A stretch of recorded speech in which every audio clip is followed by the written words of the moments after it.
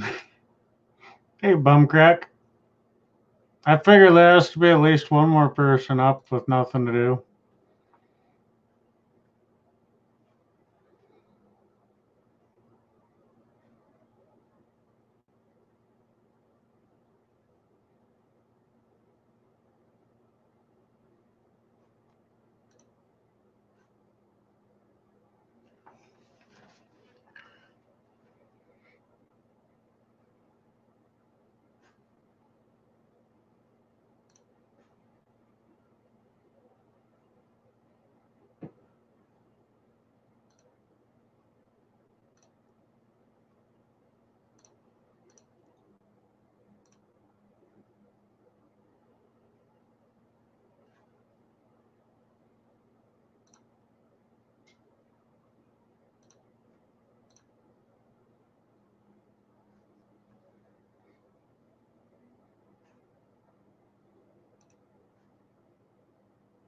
It's just you.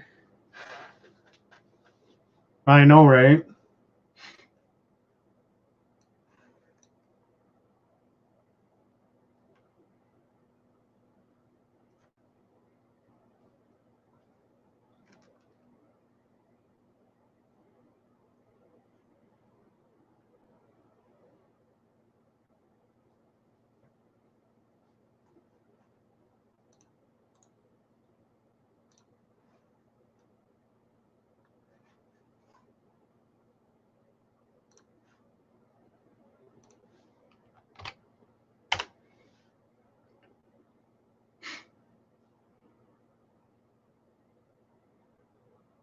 It took me a second to start the stream because I didn't have StreamYard set up on this computer.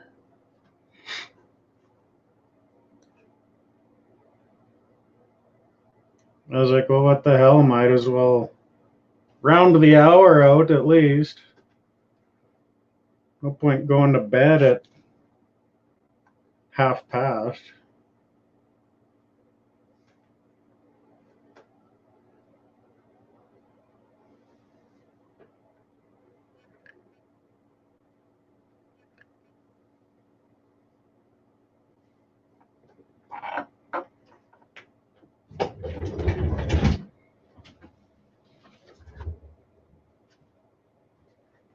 I'll give it a couple minutes, and if no one wants to join me, then what the hell? Might as well go to bed.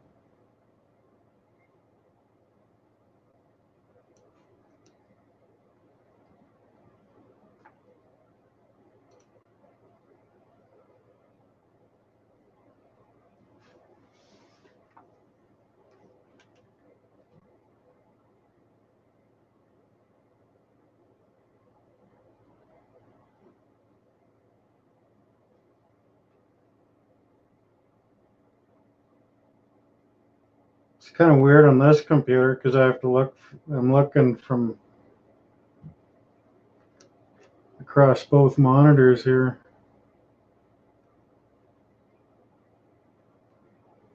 I'm gonna like my own video too. Why not? Someone's gotta like it.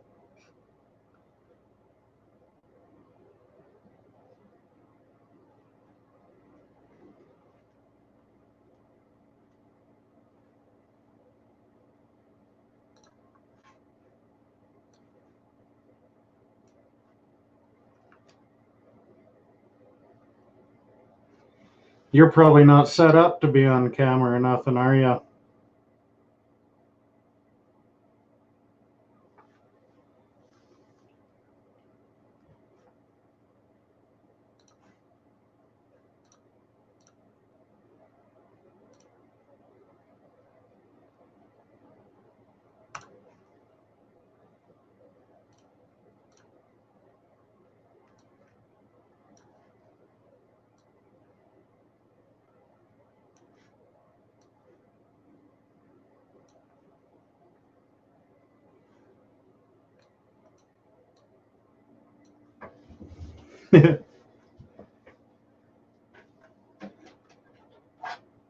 I got one for sale now.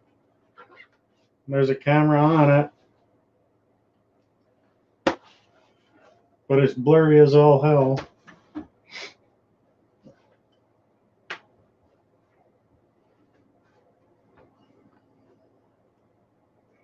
It almost sounded like most of those people were, most of them anyway, weren't really ready to go to bed.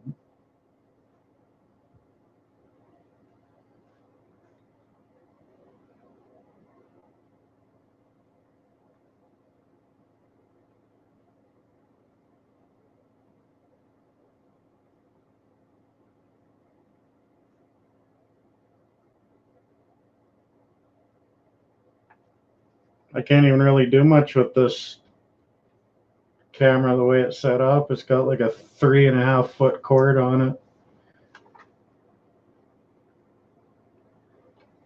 Might be 4 feet. No, not quite.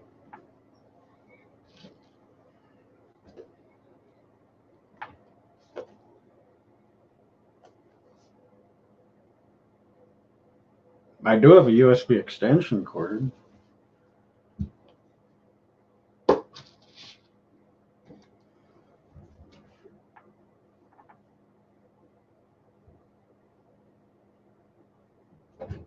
They sure act like they know what they're doing on YouTube anyway. Most of them. Don't really like being on the edge of the screen. There's Don.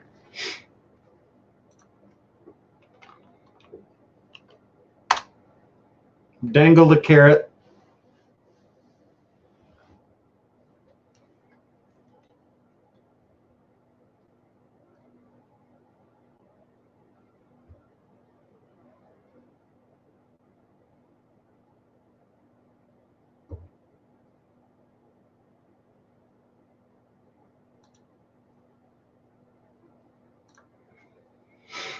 Not really much happening.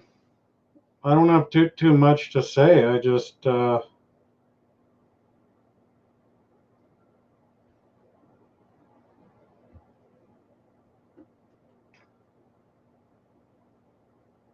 figured I'd round out the half hour anyway.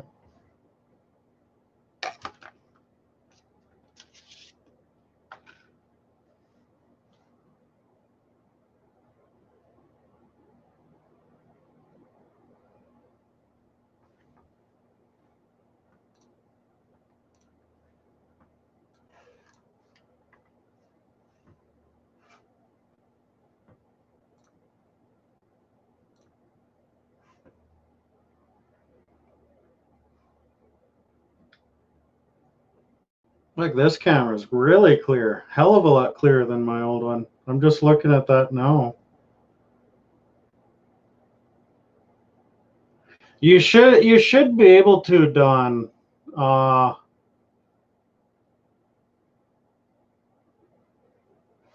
think you won't be able to see the chat or nothing. It's a little weirder from the phone.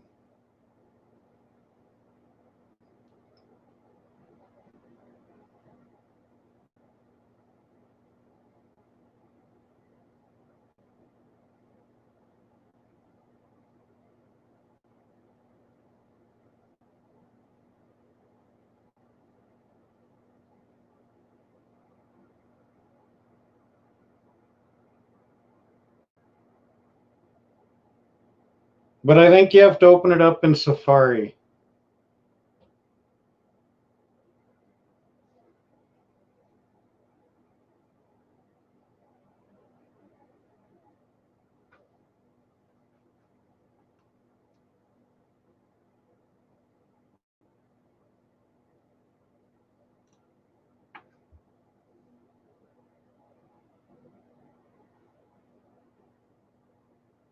Or maybe not.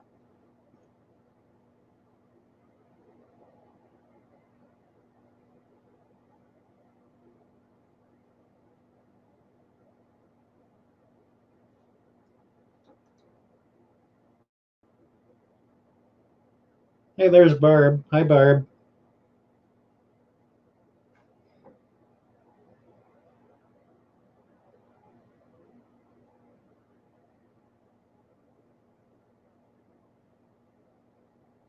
For the best experience, open it on your laptop. I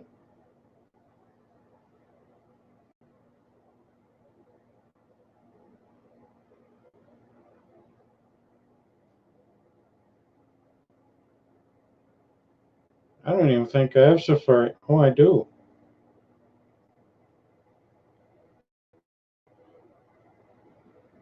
Paste and go. There's a paradox. Enter my own show.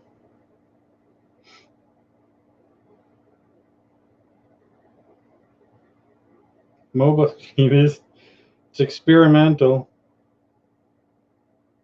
Hello. Hello.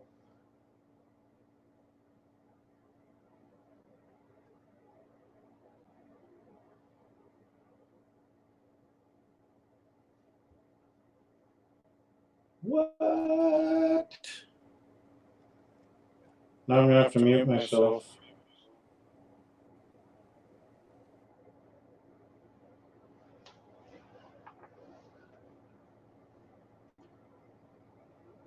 There's a paradox of the space-time continuum.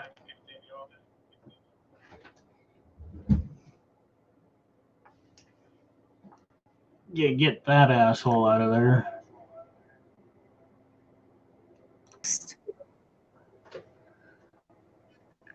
I won't be able to see the chat. Oh, wait, maybe I can. Oh, no, it's private chat. I did an experiment too. I had myself on my phone. And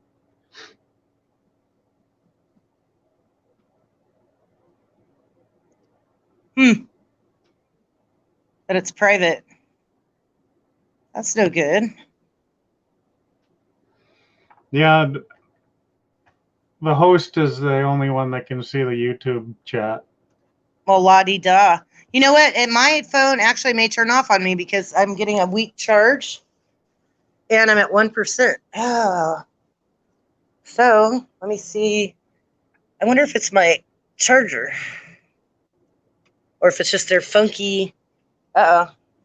It's about to die right now. It's at 1%. Let's see. Maybe plugging into the lamp? No, that doesn't... it's going to boot me.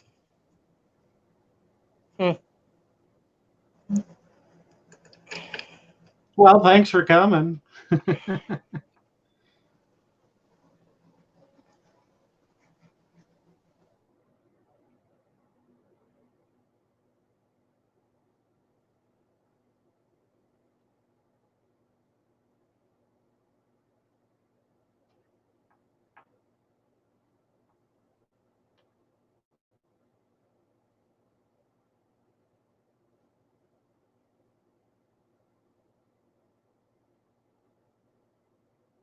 No, I think her phone died.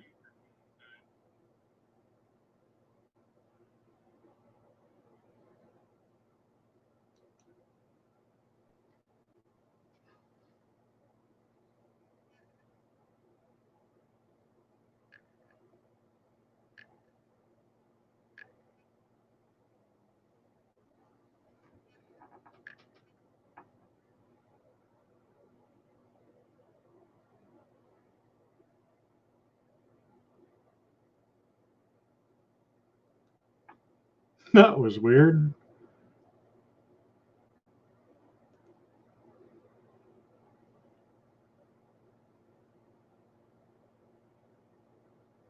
Wonder if there's ever been a YouTube show where nothing was said. You're just sitting there watching some lonely fat dude tap on his phone.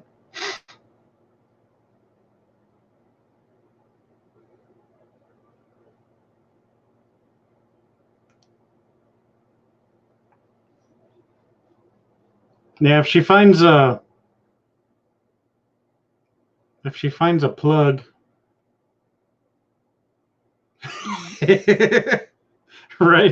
right, Barb? How many times did you rub your eyes?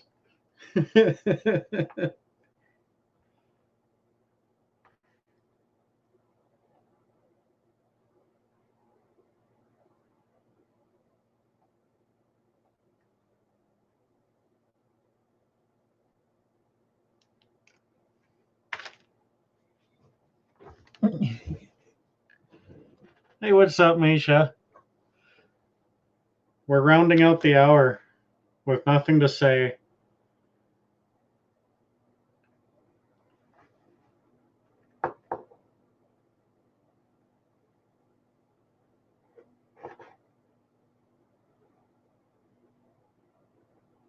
Zahir Malik.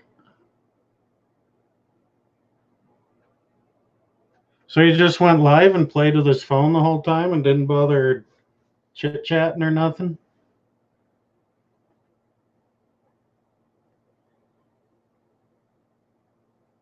You know, sometimes I'm an awkward guy, but that sounds even more awkward.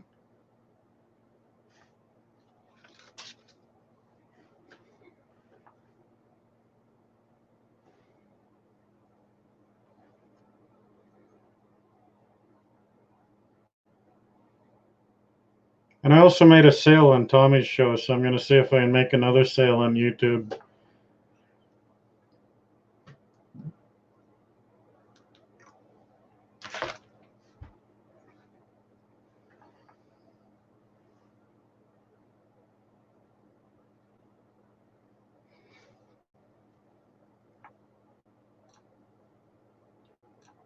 Mm-hmm.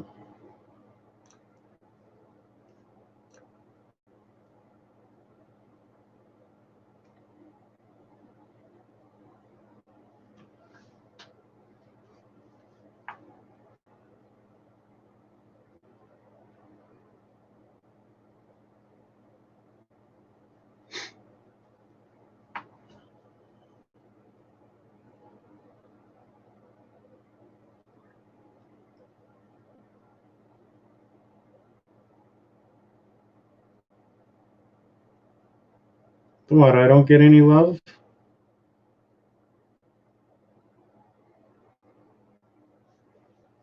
There was another, I think he was a reseller, a Canadian reseller. And I can't even think of his name. But like he was, I'll show you. Like he was like on the couch. All you saw was like that. And there was a whole bunch of stuff in the chat like, are you sleeping? And I'm out of here. And I was like, well, let's see what this guy's doing. And you could see the TV in the background. And all of a sudden, he just looks. Then his head goes back down.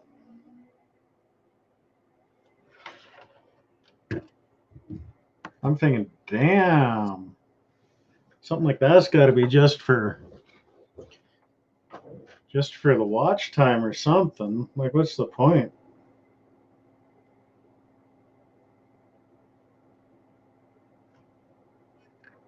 Not too much, Misha.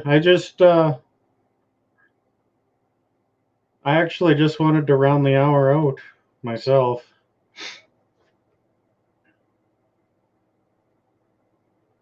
Ah, what's old video?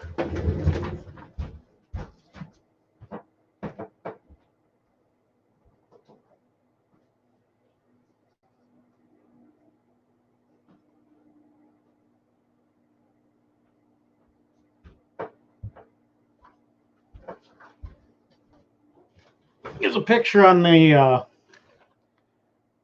phone. Probably sucked. That just connects your TI graphing calculator to a computer. That's all it is.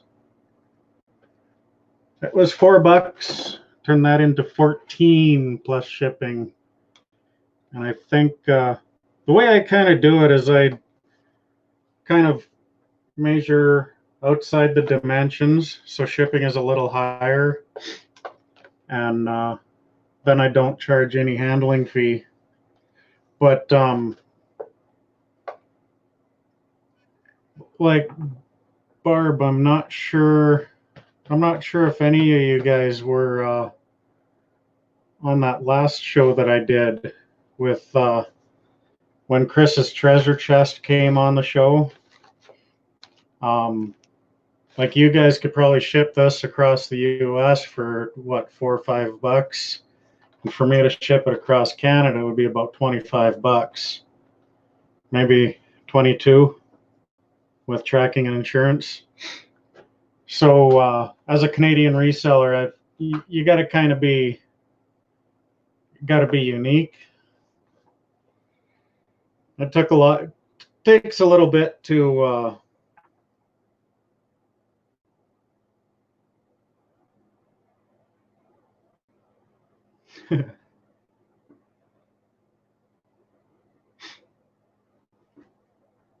took a little bit for me to learn that, really.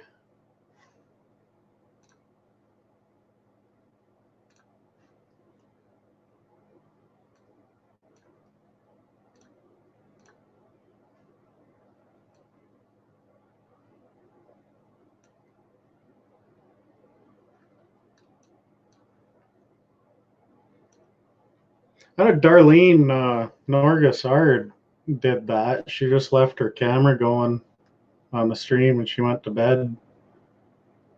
But there was 4 or 5 other people on the show too.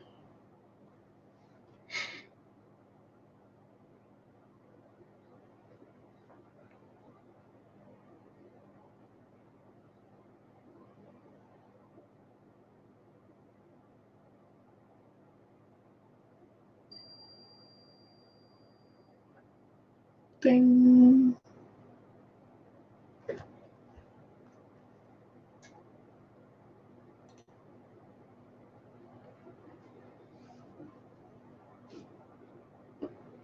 It might be because everything's remote. Like everything, it's a long drive to get anywhere. Like Canada's larger than the U.S. by geographical area, with 10% of the population. So, like that, shipping will probably have a $3 fuel surcharge in it as well. I would like to blame the union, but I think USPS is unionized as well, so that can't be it.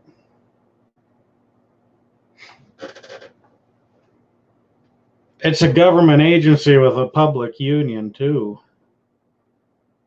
so I'm not sure if that plays into it.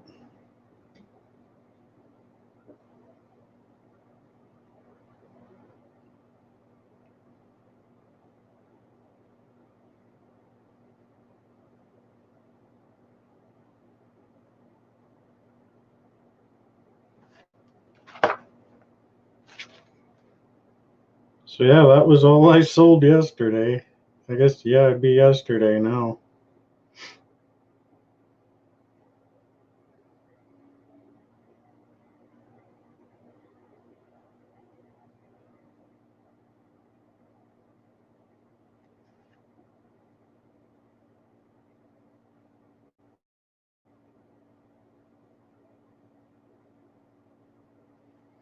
I was grocery shopping this weekend, and that machine was rolling through town where I do my grocery shopping at. Oh, mining loader.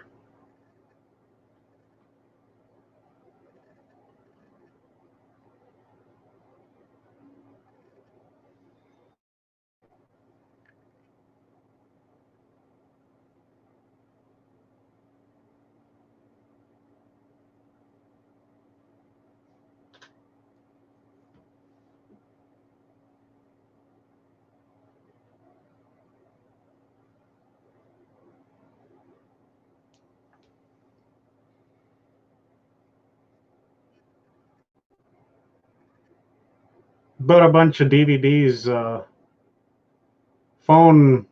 not phone, TV shows on DVD. And I really dug that sign, and she threw it in for free.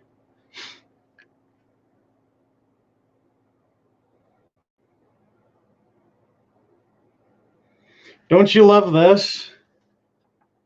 This is over now, but you see, gigantic multifamily garage sale, and they had 4 tables, 4 8-foot tables. with stuff. It's frustrating.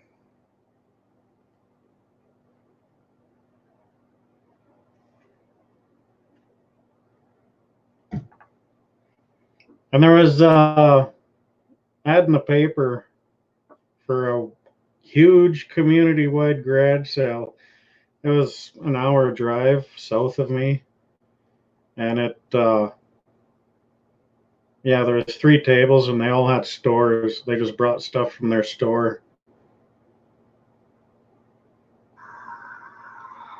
I wake up one night,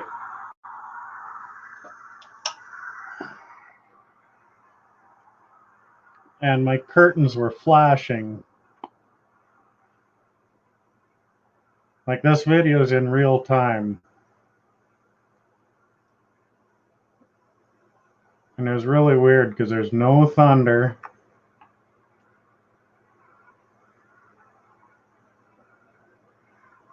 Isn't that wild? Like, it almost looks like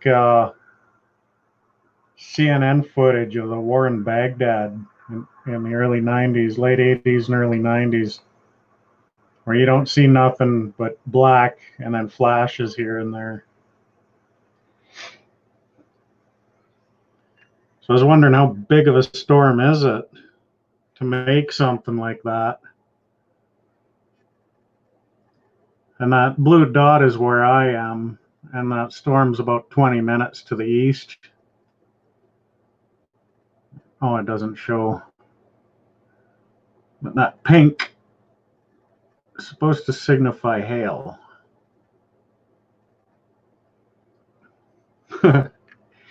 I guess now you guys know where I live. If you ever want to come out, Matuli's.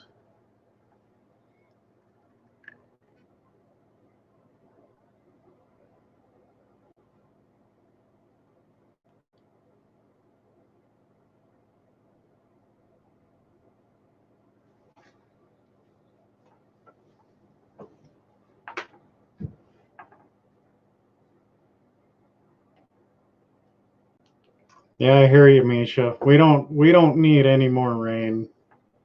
I don't want any more rain until April.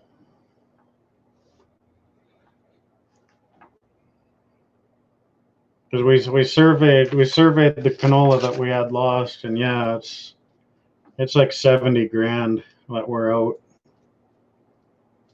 So we'll probably have to get rid of a bunch of cattle to make up for that.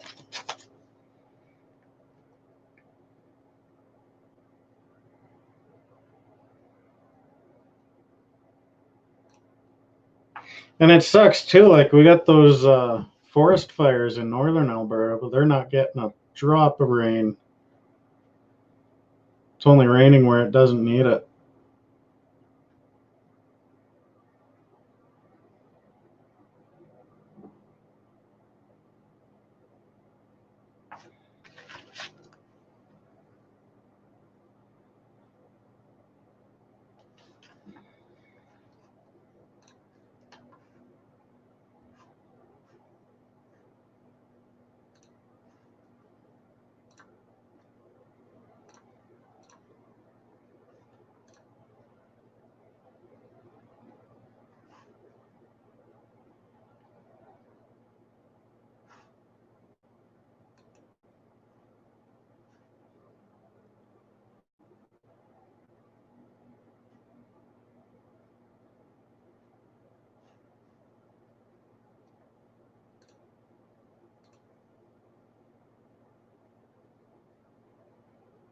Yeah, I know. Bum Crockett. And you don't, like, there's no insurance for rain because everyone wants it. Usually it's only the hail that you can insure against. Hail and tornado.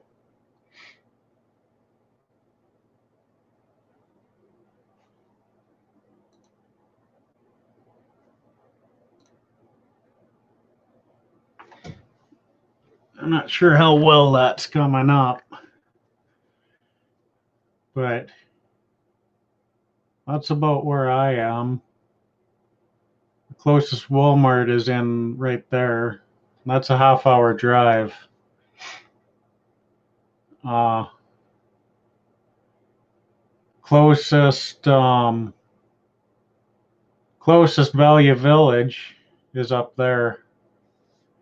That's an hour and a half drive. And that's about an hour and a half in there. Because there's a couple of Value Villages in Red Deer. And Calgary's about another hour and a half. And I'm not sure if you guys saw before when I pointed the yard sale treasure map. The only two sales for the last 2 weekends was down in Calgary. And that's like, geez, that's close to a 5-hour drive.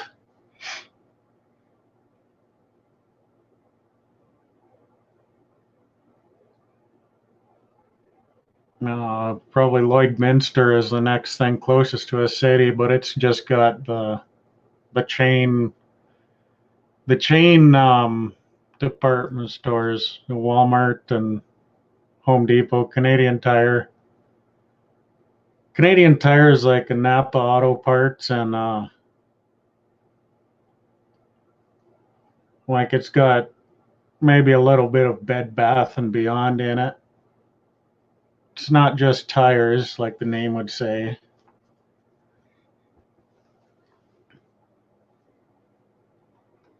The only thing I don't like about where I live, Misha, is the train every 30 minutes.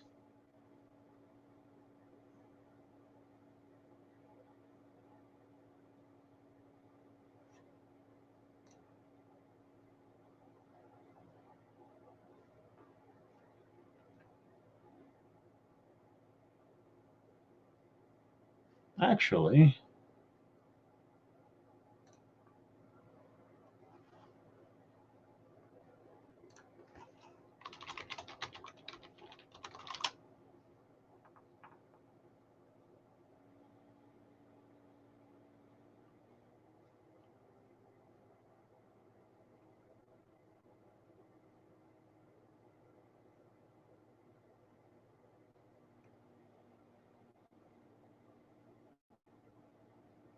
they call themselves Canada's top department store of camping gear, kitchen.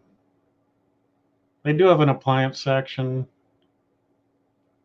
huge tool section,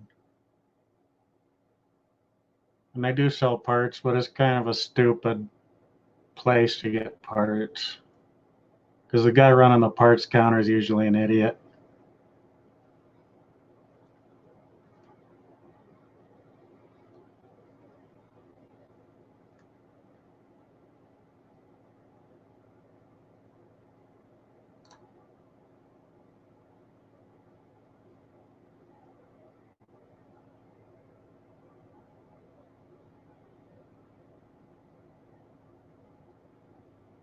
Air mattress with pumps are at half price.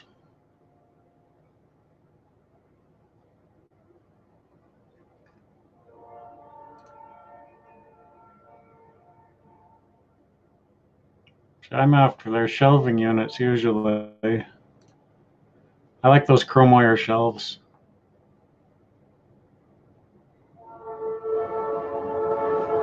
5 tier, 30% off.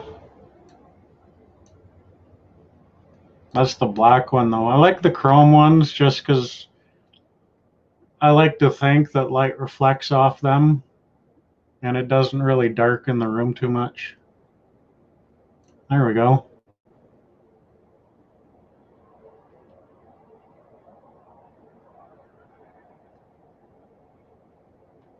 Only one left in my store.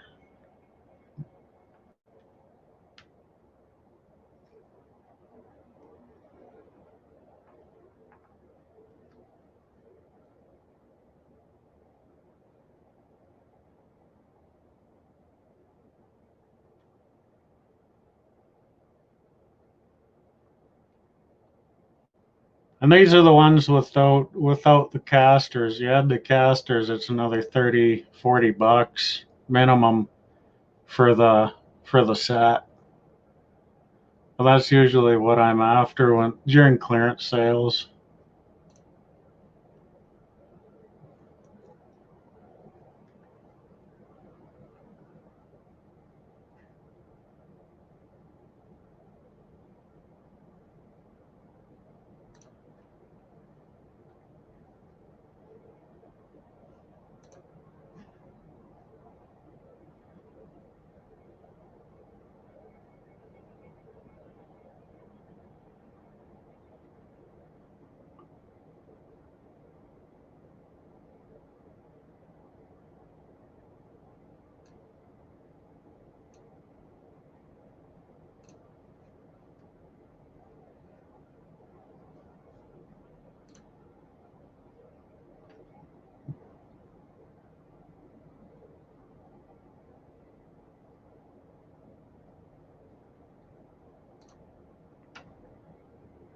So I guess I rounded out the hour and the train's going by.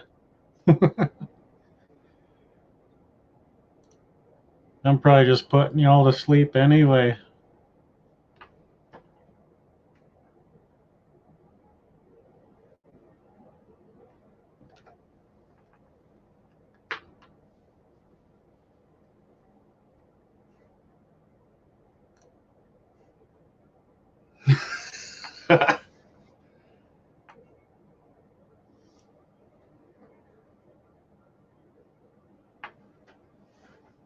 Hey Joshy Poo, how's it going, man?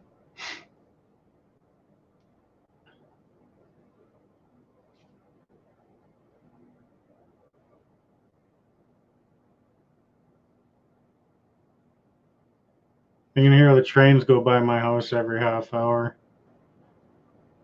That's soothing for you.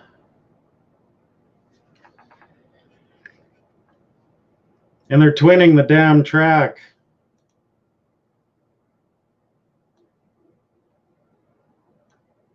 Because they have a siding every 5 miles or so. They'll have a siding, and they say it costs them $1 million an hour for a train to sit and wait for the next train to go past. And on this line that I live beside it, the passenger train runs on it too, and they're not allowed to stop that train. So it's the freight trains that have to stop for it all the time. And it peaks at every 30 minutes. But really, it's nuts if you don't live by the track and all of a sudden you're here. God, it took me 4 days and I was used to it.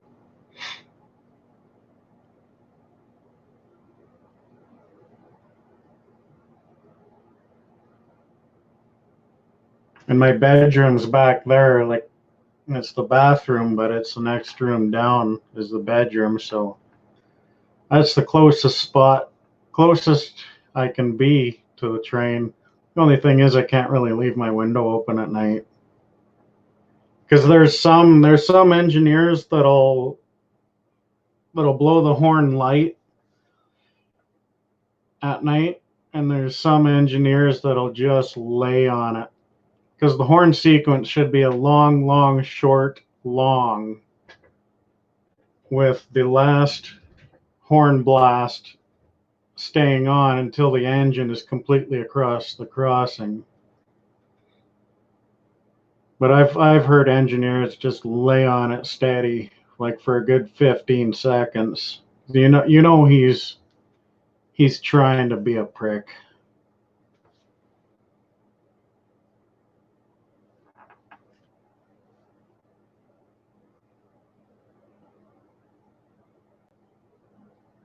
I don't know. I feel bad firing up the Western Star and driving it out of town at 5 in the morning.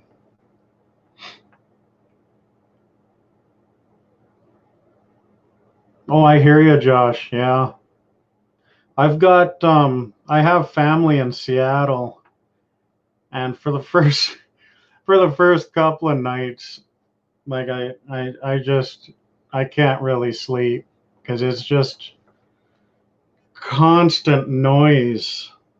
It's traffic, it's sirens, it's neighbors, it's everything. Just a constant racket. I really like frogs. If there's a small swamp or something just outside my window, I'd love to just crack the window and just listen to the frogs all night. Every now and then you hear a pack of coyotes hollering in the distance. That's bedtime music to me.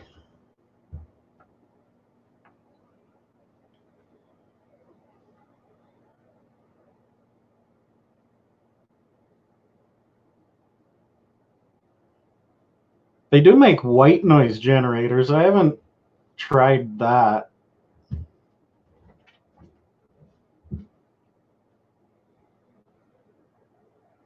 I do have an old TV I could turn on. It's from the 80s. I just turn that turn that on, then I got the electronic whine behind that. That'd probably keep me up.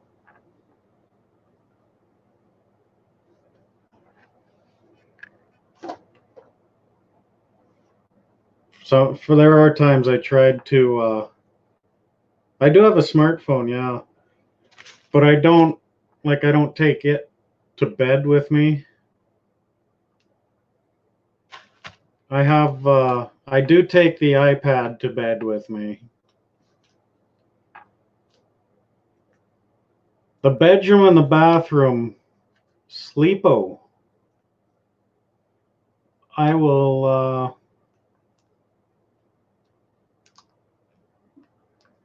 I will check that out.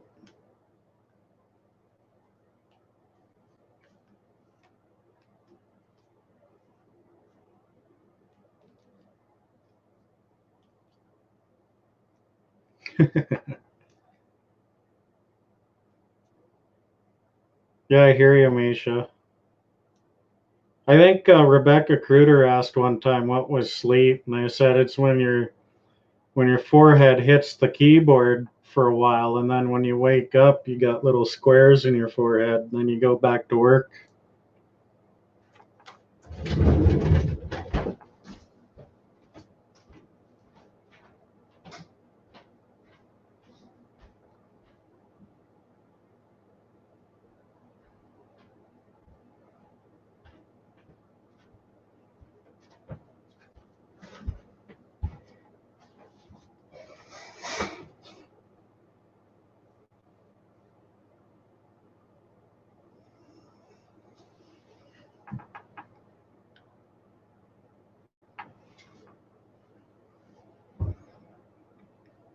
See, like I was, for the longest time, I was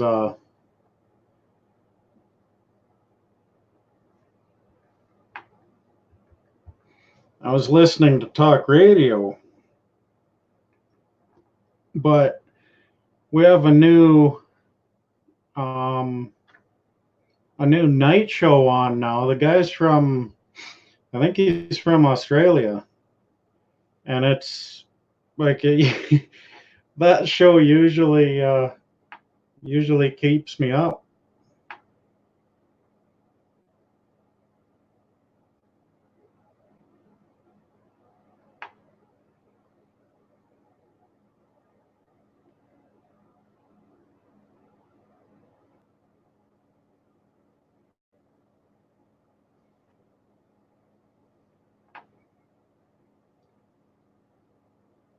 I'm not finding Sleepo.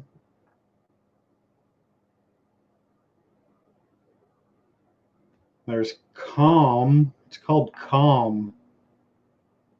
Uh, Relax Melodies. I hear you, Misha. I listen to talk radio quite a bit when I'm driving. I think that's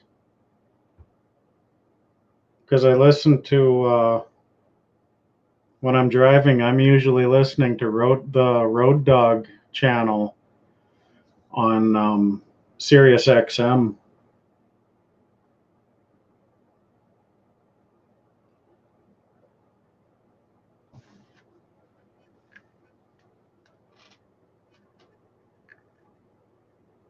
So there's Calm, and they do have there's Sleep Sounds by Sleep Pillow. Calm has a premium subscription service.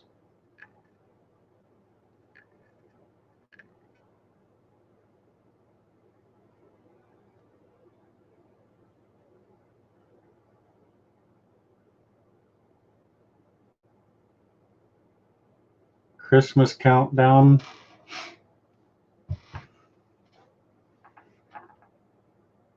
White Noise Light.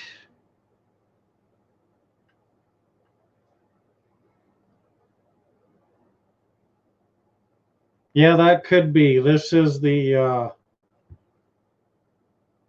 on the App Store.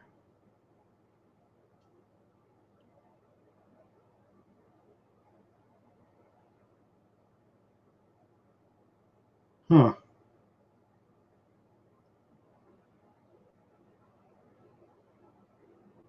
Record your snoring.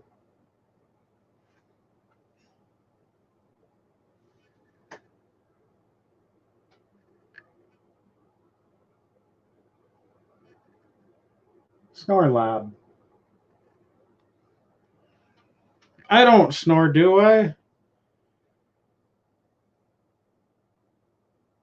I think somebody else saw me sleeping.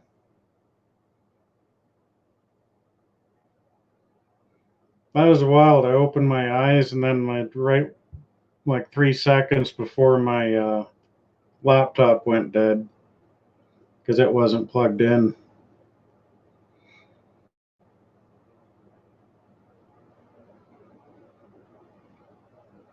Yeah, I'm not finding Sleepo in here anywhere. So I'll try Calm anyway. Thank you, Josh. I appreciate the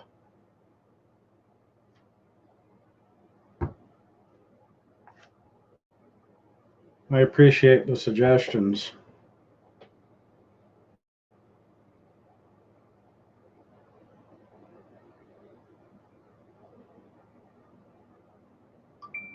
Ba-ding. I like that comedian John Caparulo, it's called. He's talking about infomercials and whatnot where you can't fall asleep, and all it is the commercial is people complaining that they can't fall asleep. He's like, well, it's not tired. It means you're not tired. Just go get up and do shit and come back later. And he goes, one time I fell asleep on a ladder.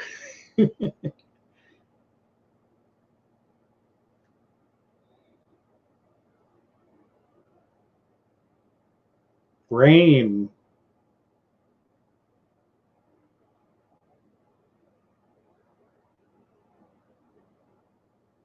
I do like the rain.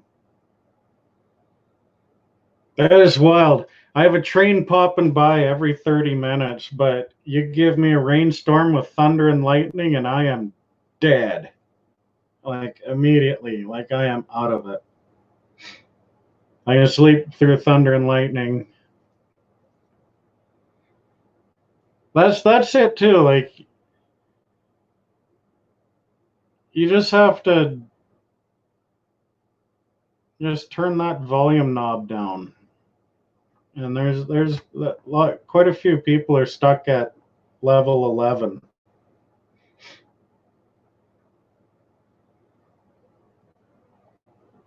Like when I have a pretty intense day, a busy day, I need to crash before I can get to sleep.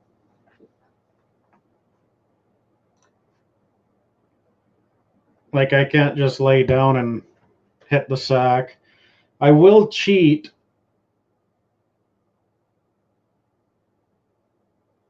every now and then. Like, I'm on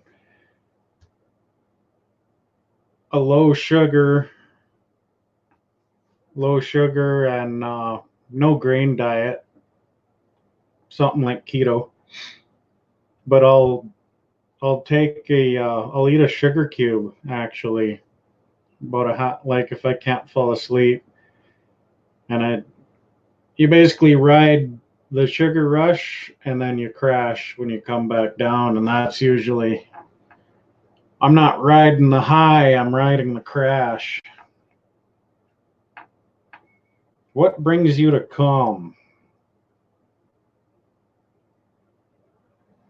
Well, Joshy Poo 79 mentioned something, but that's not an option.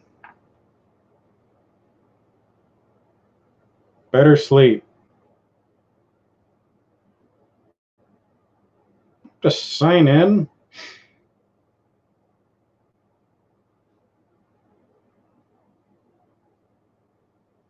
And stories. I do like a good bedtime story.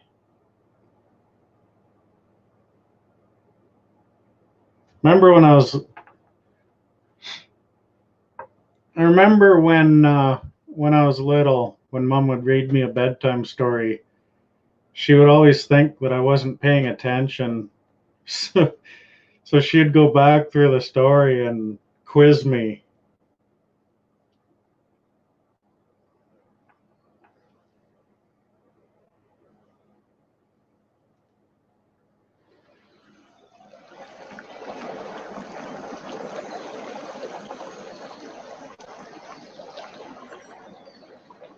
I got the rumble of the fans on the computer too. So I'm not sure how much of that's coming through.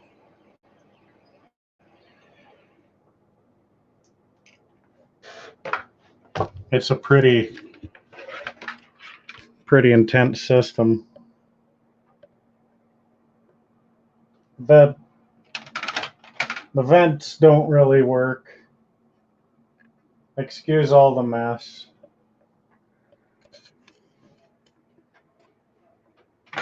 The thing needs a pretty long runaway when those fans fire up, when it gets hot. Speaking of that, I can just look at the temperatures, see what they're doing. And they're fine. So it shouldn't be complaining.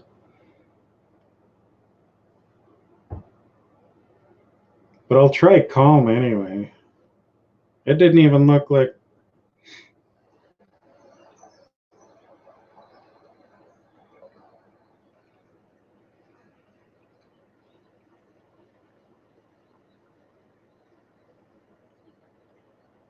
You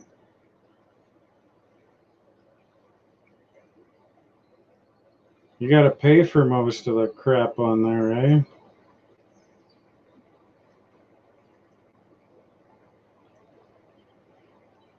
I remember when I was little, I listened to I found a tape. It was a meditation tape, and I listened to it, and the guy was like, "Close your eyes, take a deep breath," and I mean, I must have been 6 or 7 or 8 at the time, and I just pissed myself laughing. I felt better after the tape, mind you, but I didn't meditate one bit. I was just rolling on the floor laughing. It was such a funny voice to me.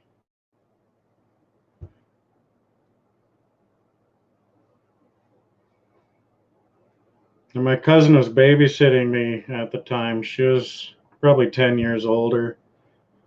And I was like, yeah, we have a meditation tape, and she tried it, but she was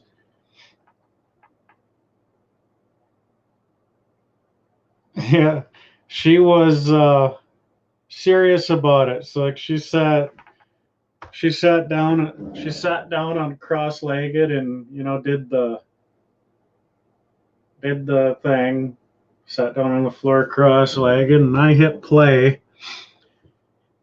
and she's closing her eyes and taking a deep breath, and there I am just laughing my ass off. She's getting mad at me. I was fucking up her solitude.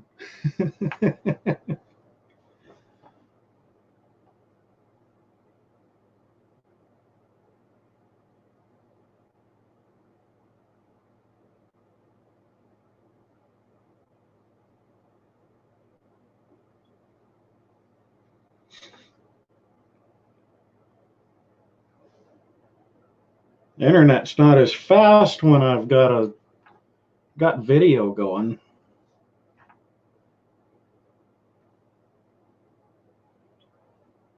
Four live viewers. So does that mean there's only 3 of you?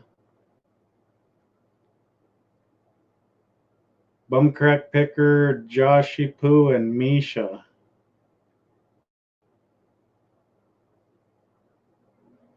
I think that's what that means. There's 4 people watching. There's only three chilling with you.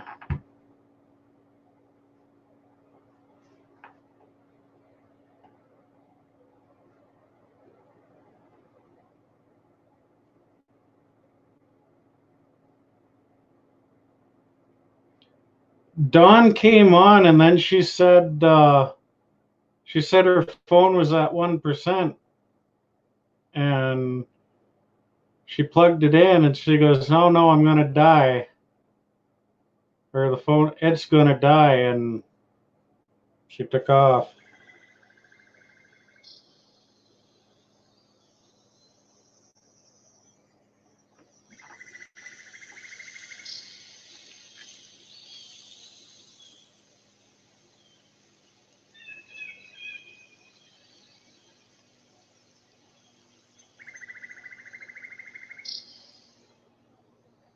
I don't think I'd be able to sleep in the Amazon jungle. That what was white noise light?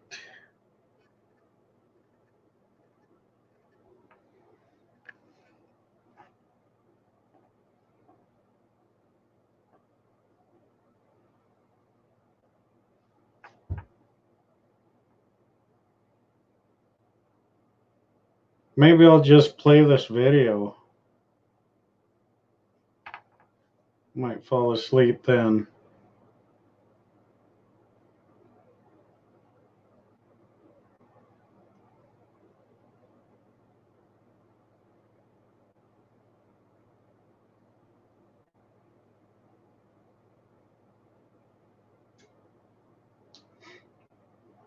That snore recorder has me morbidly curious.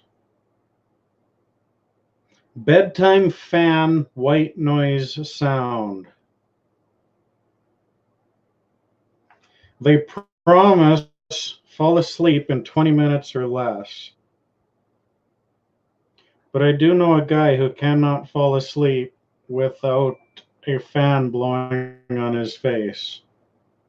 Which in a hot night, that's pretty. It is nice on a really hot night.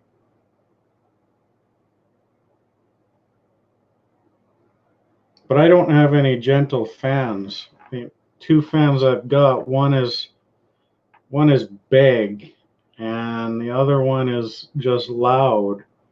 It's kind of a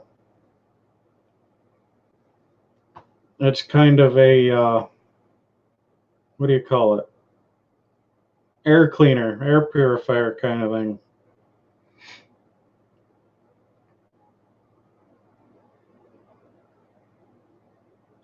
Barb, I forgot Barb. So I got Misha, Josh, Bumcrack, Picker, and Barb. Those are my crew of 4, I guess. I forgot about Barb. I feel so bad now.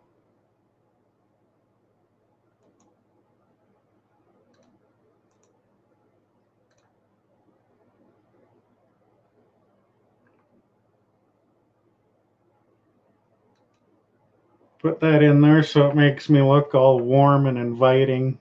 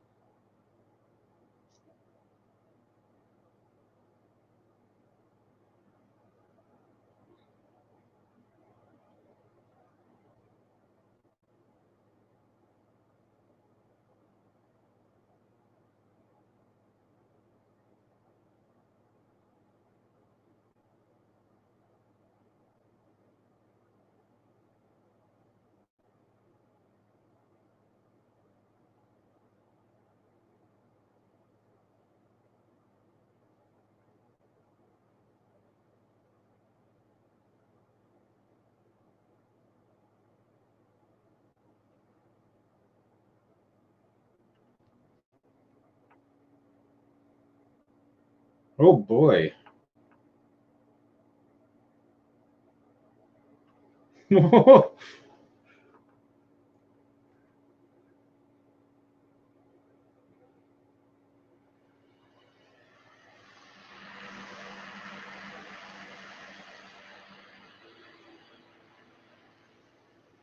What the?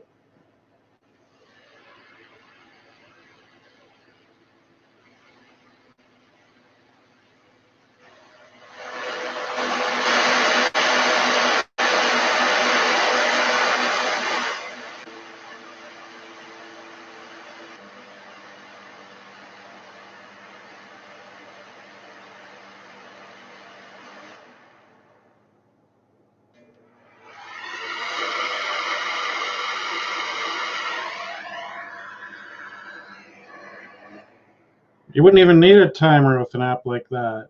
The animation and the sound together would drain your battery in a hurry.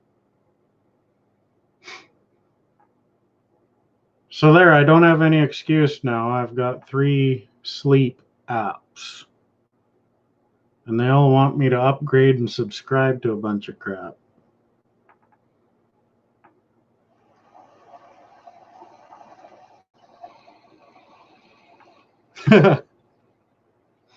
that did sound like a real fan. Especially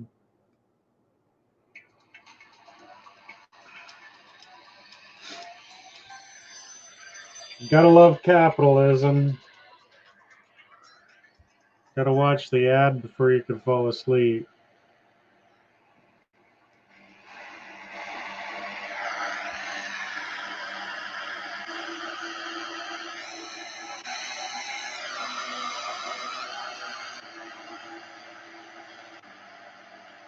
But even the low one has that rumble, that low bass rumble that the motor kicks in.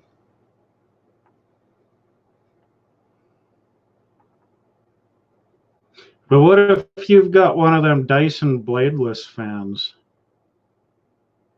Then you don't have that.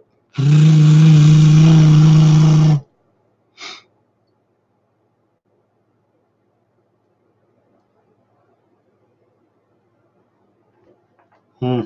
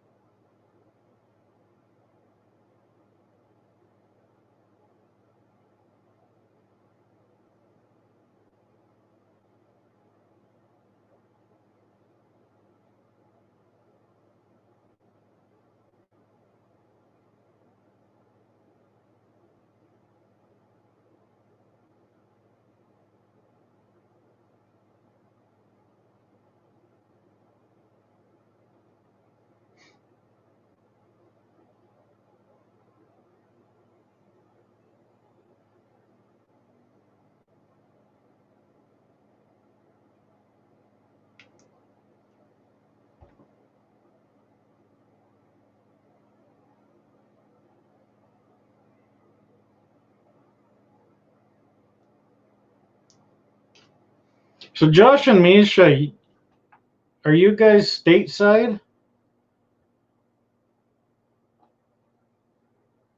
I think you are.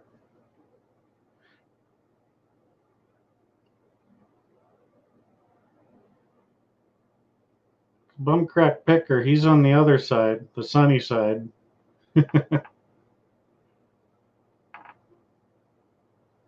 Oh yeah, Texas. I've been through Texas one time. I went in Houston. It was a connecting flight to Miami Beach, and I really liked it. It was really nice people there. I was, mind you, I was only there for an hour and a half, but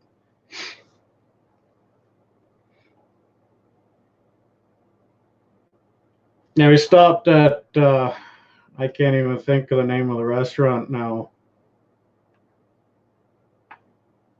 But it was at the airport, and we went up. We had to go up to the second floor, and the elevator doors were not done opening yet, and I was already hearing, "Hey, welcome. How are you today?" Like that's crazy. There's some of the waitresses in this area could sure learn a lesson from some of the customer service that waitresses give you in the States. I mean, you girls down there, you earn your tips. The girls up here are, I don't know, they almost expect it, like they're entitled to it. And I'm not the type of guy.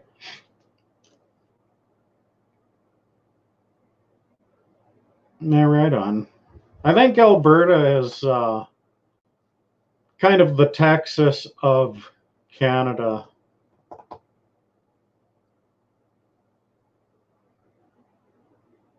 I got you, Misha. Because Alberta's the kind of the rodeo center of Canada. Because we got the Calgary Stampede. If you guys ever make it up to the Calgary area during the Stampede season, you'd like it. I like to think you'd like it. People come from all over the world to see it, and it's a it's the only time you ever see a Chinese guy wearing a cowboy hat, I think. But yeah, everyone, because they pretty well give the straw cowboy hats away. But it's a good time. And when it's really hot, they have oh,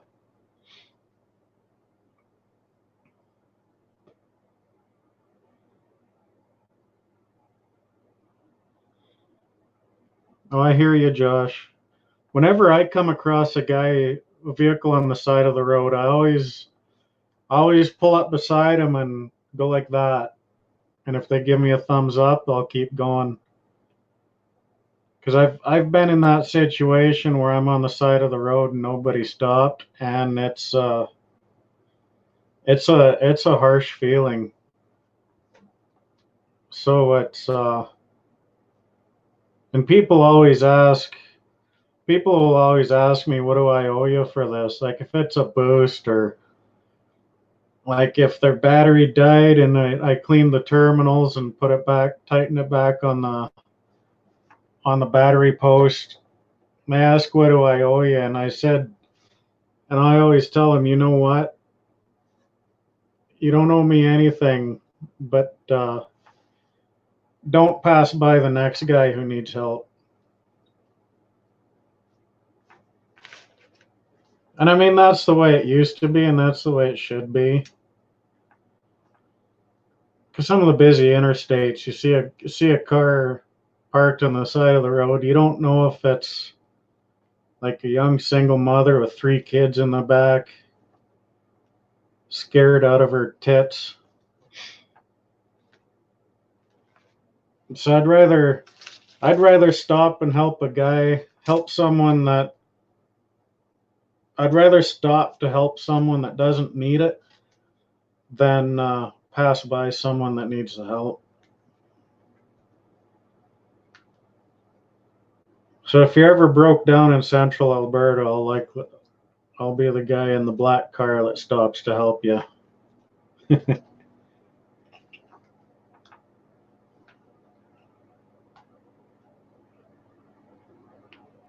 How about exercise in the area you live? Is it hard to walk for exercise because everyone stops to ask if you need a lift? It's like that. It's like that in the town I live in. Like my mailboxes, I'm not sure what they're called in the States, like community boxes, super boxes, stuff like that. Just the steel banks of small mailboxes. It's on the other side of town, but really that's 2 blocks away. I think it's probably 400 yards, 300 to 400 yards away. And I'll probably get at least 2 people that stops and ask where I'm going if I need a lift. And another small town joke is if you hit a deer or get in a car accident 10 miles out of town and the word gets back before you do. When I was 15, I was taking driver training, and if you saw the map I pulled out earlier, for the final day, the instructor took 3 of us.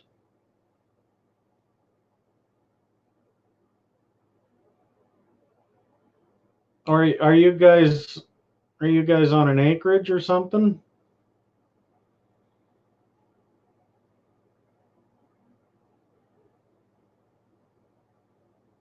Or a ranch, I guess.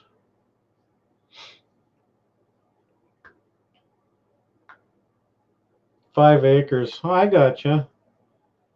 That's a nice little spot. But for the final day of driver training, our instructor wanted us to have a traffic circle experience. Like, she wanted to put the traffic circle, also known as a roundabout, on the training. So she took us to Edmonton, like it's an hour and a half drive away, and like we stopped every half an hour or so and changed drivers. Like, we were 15 or 16 at the time. Oh, yeah.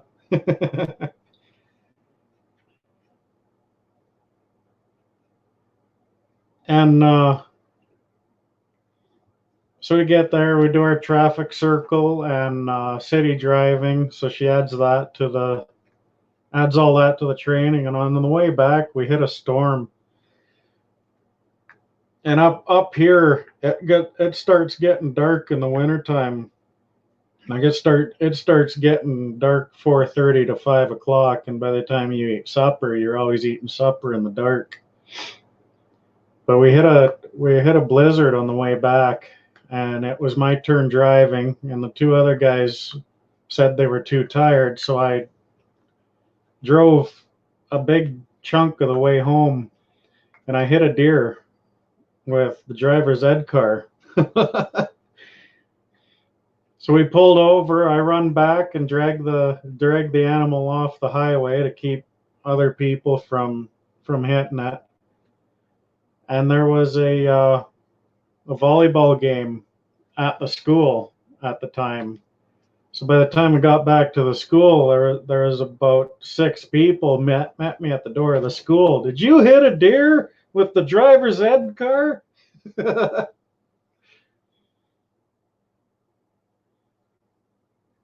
So I always make a joke. In Alberta, you have to hit 3 deer before you get your driver's license. It's one of the requirements. And I've actually got got it on my auto insurance that the only thing I can hit on purpose is an animal. If I am at fault with another vehicle, I am not covered. But I can be at fault hitting a deer. And it's really weird because if you hit the deer, you're covered by insurance. They call that an act of God. But I had a buddy who was a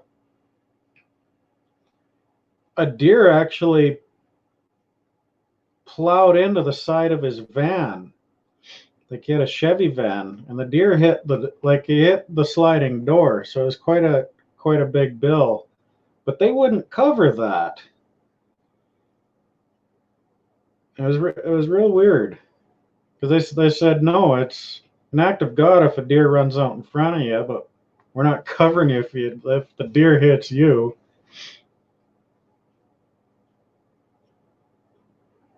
Yeah, the farm I grew up on was the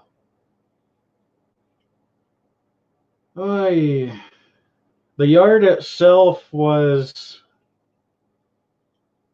I think, 15 acres, 20 acres. It was a quarter-mile driveway.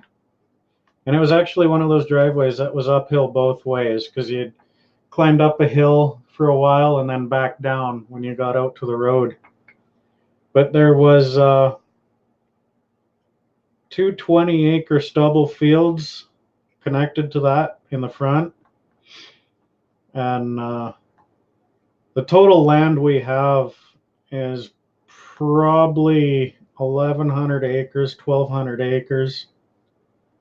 That includes probably 200 acres of pasture and brush. So, and a lot of that is like the hills are so, like it's got the mogul type of hills, the stuff that's not farmed. Like you pretty well can't take any equipment over top of it because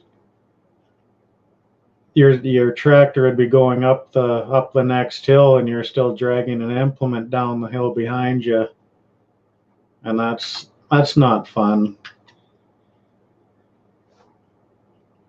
especially if something happens when you're down between the two hills like that. So it's just brushed in.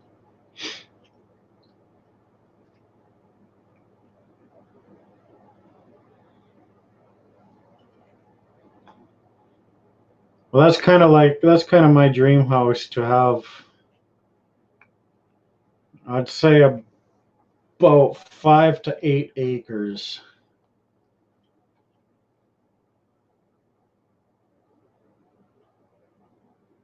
Oh, you have a creek behind your house.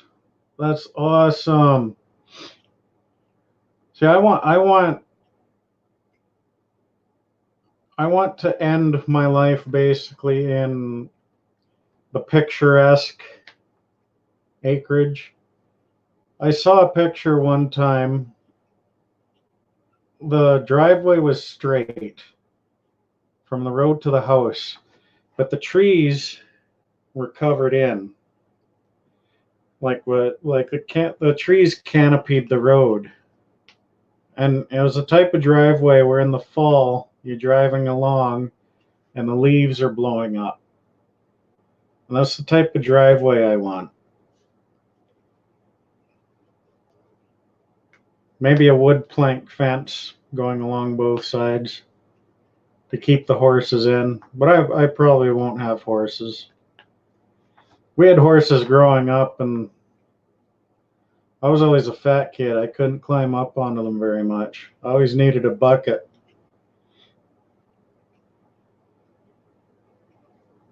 I guess you don't have fall in Texas. I heard you guys had a hell of a time when that polar vortex came down from here.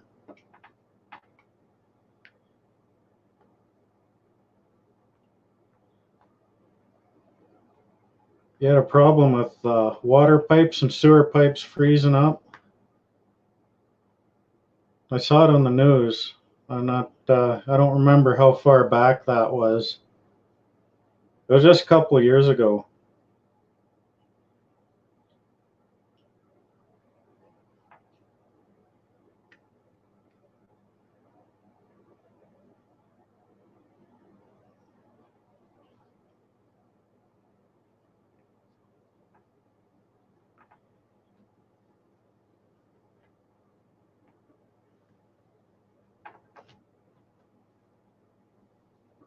Might even be more than that. I don't even.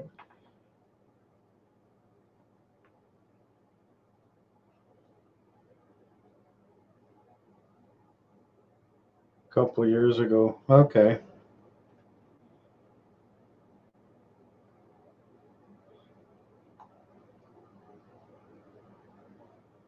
First snowfall, like you think people who lived in this area would be used to it, but the first snowfall is always like people don't really freak out, but they like if they got four-wheel drive, they figure they can stop just as quick as they speed up. There's there's usually quite a few accidents on first snowfall.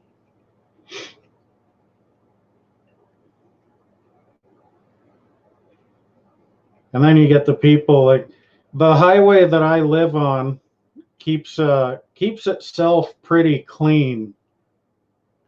Um, but people are like there's a pretty good chunk of the population that think that since there's snow in the ditches, the highways are slippery. So you'll come up behind some old lady that you'll come up behind her pretty fast. And with daytime running lights now lighting up the dashboard because of electronic dashboards, people are not turning their headlights on.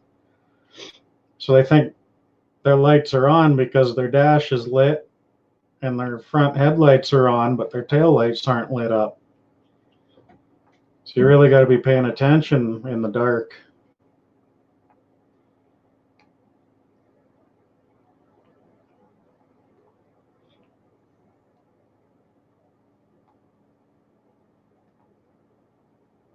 Was it an ice storm like they have? I guess you wouldn't know.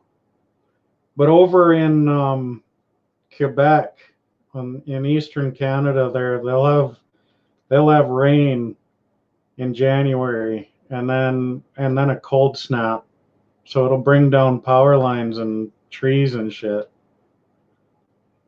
And first responders can't get anywhere because big tree branches are laying across the road and 3 inches of ice.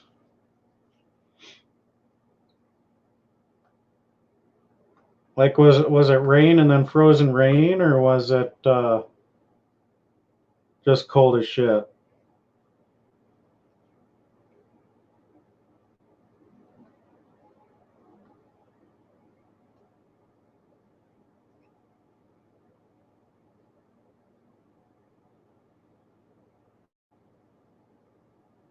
Oh, every couple of years. I didn't realize it was that often.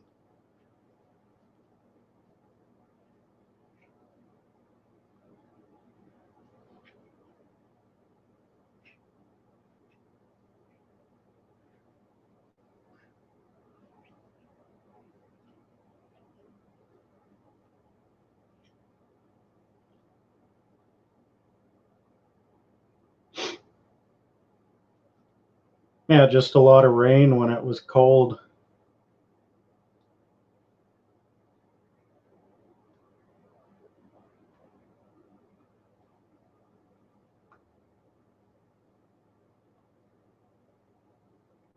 We probably get one freezing rain storm every year. We'll have, and it's usually in the springtime when the warm air is coming up, but the frost is still in the ground.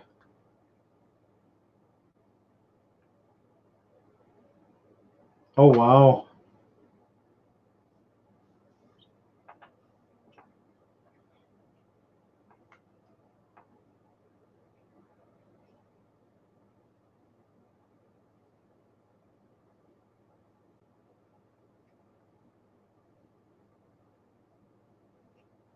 a drought. Yeah, we had a hell of a spring this year because it went from winter right. It seemed it went right into summer. Like all the snow melted before the frost was able to come out, so nothing soaked in. It just ran away. Like the water just ran away. And we have what we refer to as monsoon June, and we didn't get that. I think I think we had 2 or 3 tenths of rain in this area in June, and it's usually an inch and a half we'd get. So this was just enough time for you to get your seed into the ground, and then it rains like crazy, and then it's hot and humid in July and August.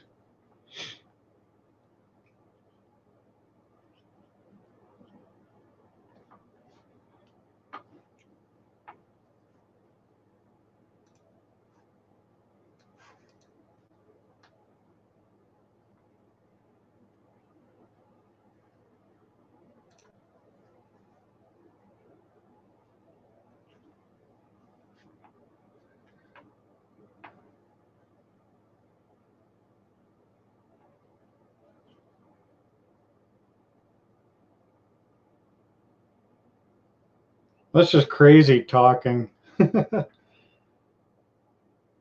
Yeah, we get mosquitoes pretty bad here.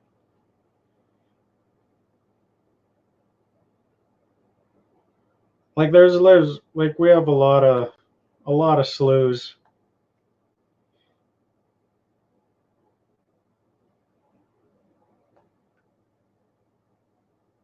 We don't get the size of insects that you guys have in Texas. I mean, god damn. A bug is supposed to die when you hit it with your car, not get all pissed off with you.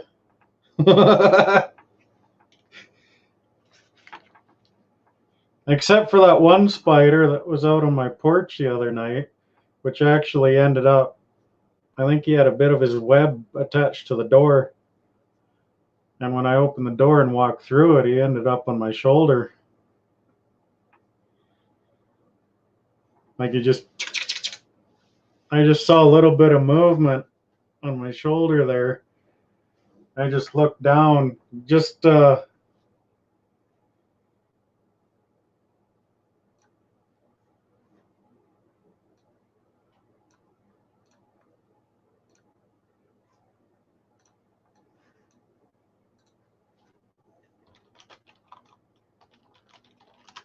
I actually had to Google what the freaky thing looked like. It wasn't that guy. It was a jewel spider. It was freaky. The North American jewel spider, or it's also called the cat face spider. Don't mean to make y'all creepy. Well, that's what he looks like underneath. But he has those two tarantula crossings. Seriously? Like up here, we stopped for a mother duck and her ducklings. But he has those two horns on his abdomen.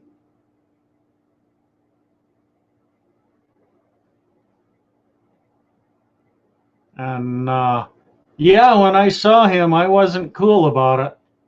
I wasn't calm and cool and collected. I was pretty excited for about a quarter of a second.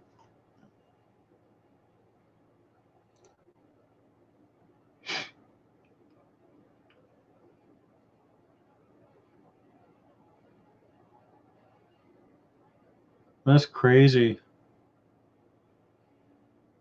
I had a friend growing up. He had a tarantula as a pet. He was holding him out like that, and the thing spooked and jumped. And when he hit the floor, he popped. That was pretty gross. So like you just have I don't know if you'd call it a herd of tarantulas, just a whole crowd of them crossing the road.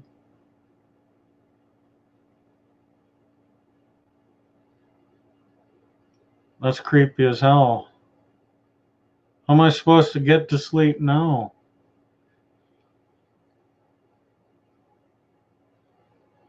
I remember seeing an episode of, no, it wasn't Mythbusters.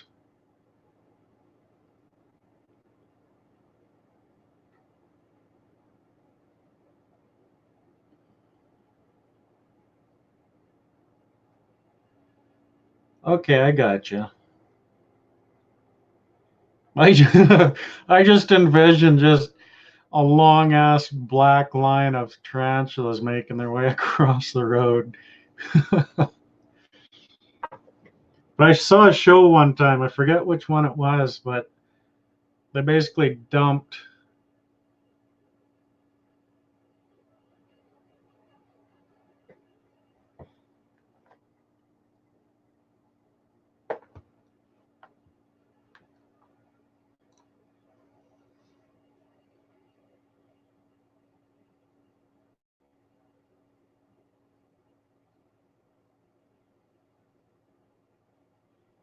Oh.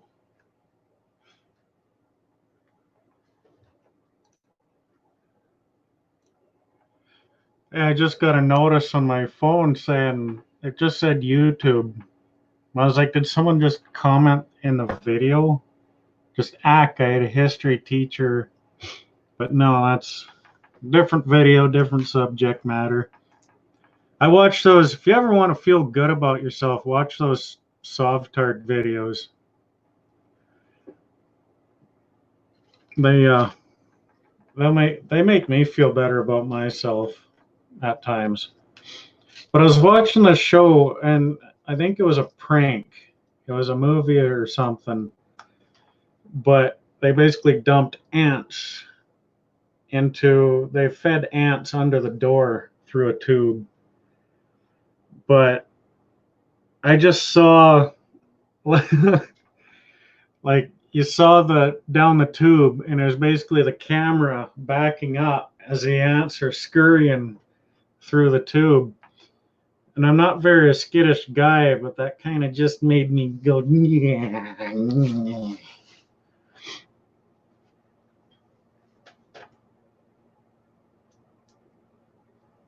We had geese attack the car. There was probably a dozen geese on the road one time. Because we drive to get out to the farm. Once you leave the highway, it's 3, 4. You got 5 miles of gravel to drive on. But we turned at the intersection and headed over the hill, and there's a whole bunch of geese. And like our geese are tall. Like when they're standing up straight, they're like 3 feet tall.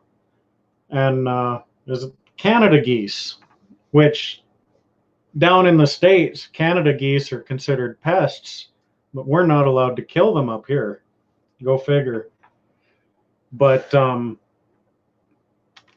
we stopped the car just before we got to this flock, and there's this one goose came out from the middle, walked right towards us, and we heard this dunk, dunk, dunk, dunk. He was pecking at the car, for crying out loud. That was funny.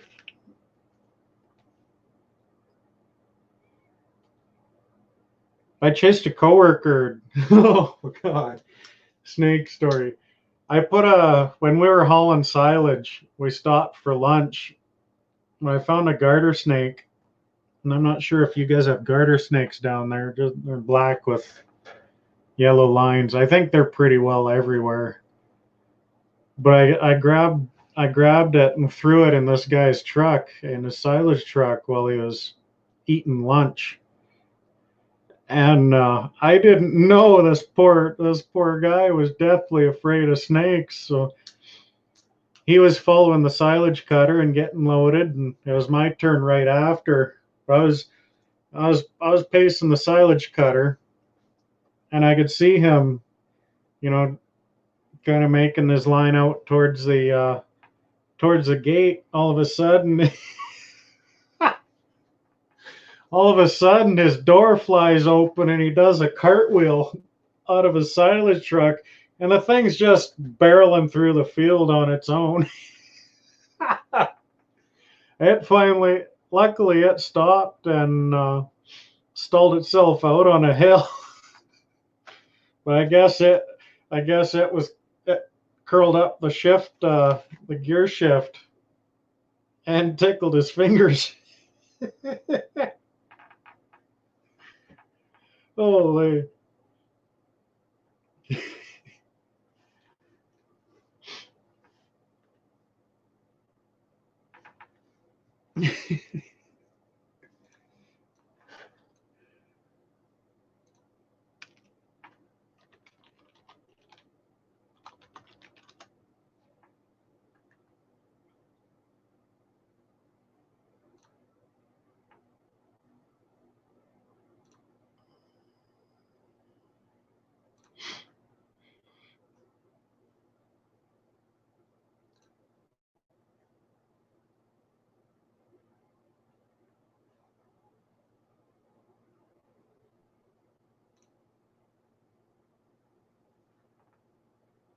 Shopper, I'm not shopping.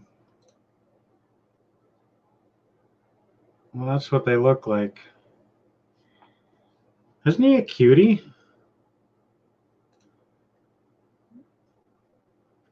Like, I think they're cool looking myself. And they have kind of a musk when you mess with them. They get kind of a nasty smelling musk.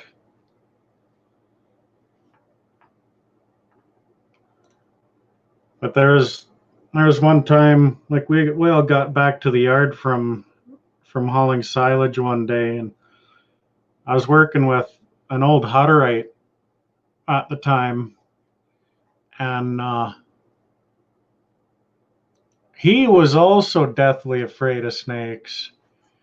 I see my computer's running at 57 Celsius.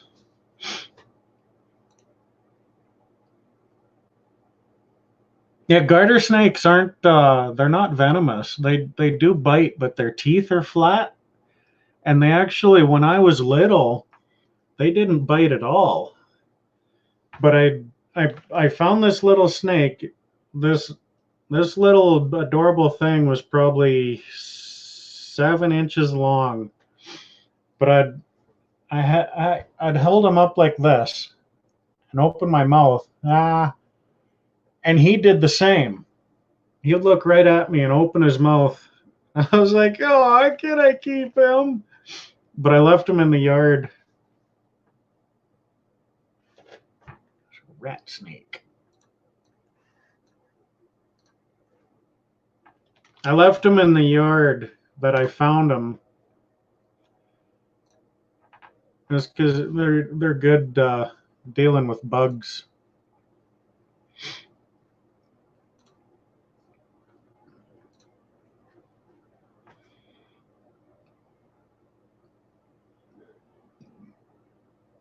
Yeah, I'd chase that away with a broom too. New species of rat snake discovered. You guys ever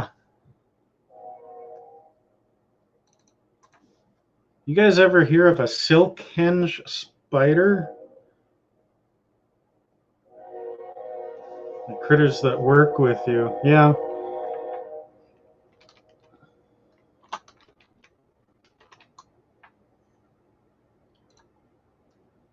Let's call it, yeah, silk-henge.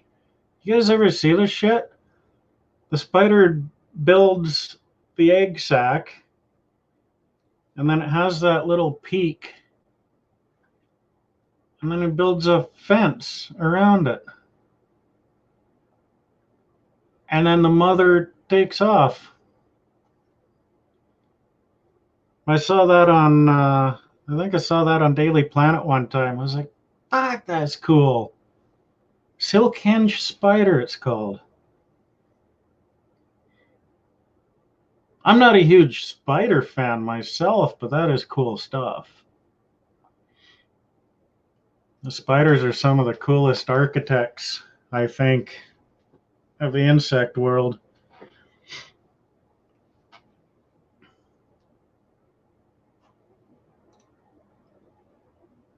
There he is. That kind of looks like a tick.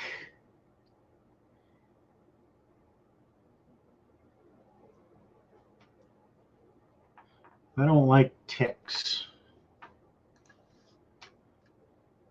All Lyme disease and shit.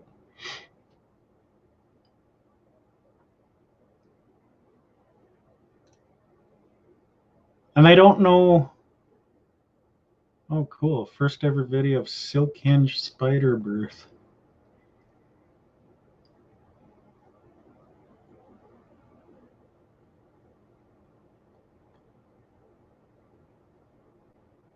But yeah, I like, makes me itch, right?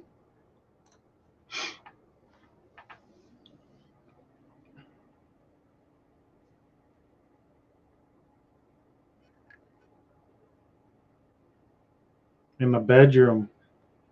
My grandpa was sleeping, taking a nap on the couch one time, and when he woke up, there was a snake just kind of coiled up right on his chest, under the blanket, but right on top of his chest. It was he was one of them garter snakes, and I've never seen that old man move that fast.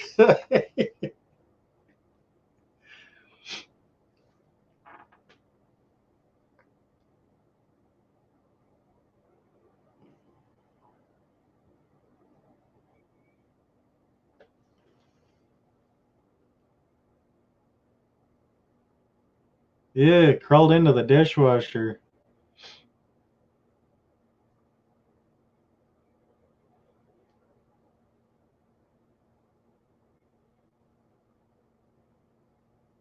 On my last show the other day, did you guys see that that beetle that flew by my head and landed on my laptop screen? He's no longer part of this world. But I heard the thing coming.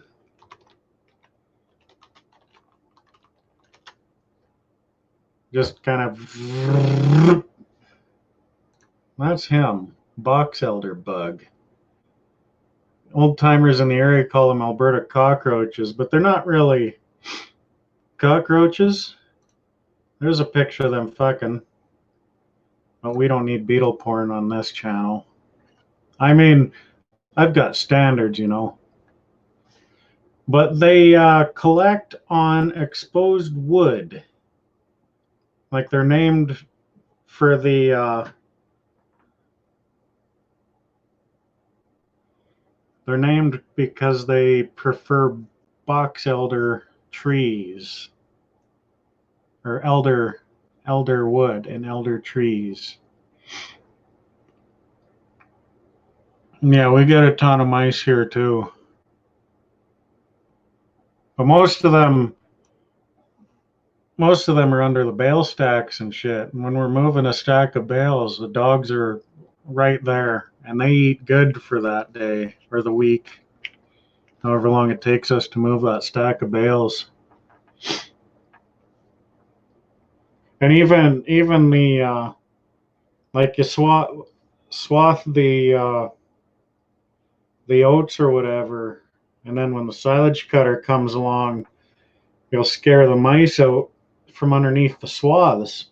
And usually when you're hauling silage, you get probably 4 or 5 hawks following the silage cutter. So they eat pretty good while the cutter's in town. But yeah, I saw a YouTube video of a guy, all he used was Palmolive dish soap in water, and he sprayed it on those bugs. I don't know what dish soap does to a bug, but it'll kill them on the count of 15 at the longest. It's real weird. Like you spray it on him, and then he stops, and then the wings kind of half pop up, and then he's stuck there. So I've got a pretty, like, I don't have the prettiest house in town, but I've got the prettiest smelling with apple, kiwi, palm olive.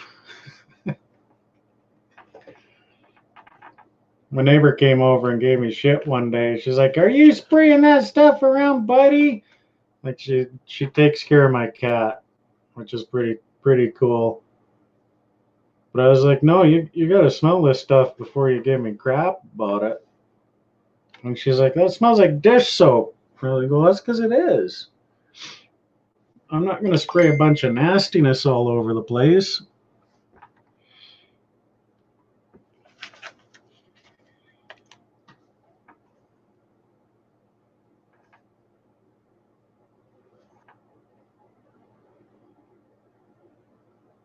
Aw, I'll involve Dawn in the chat. Because I know you guys are wondering what happened to her.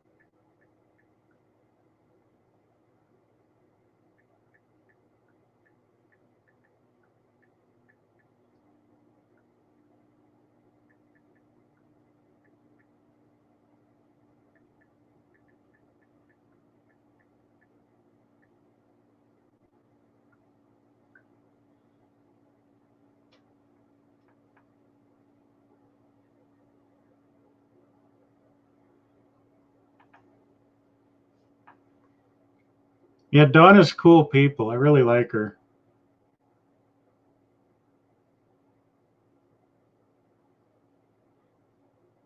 I told her it's all good. I rounded out the hour, still going, still gabbing. Not sure why. Telling stories, I guess.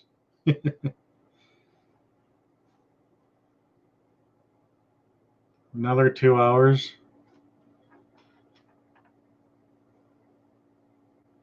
I guess for my first bunch of videos, that's pretty intense to be going 2, 3, 4 hours long. Are you guys just chilling?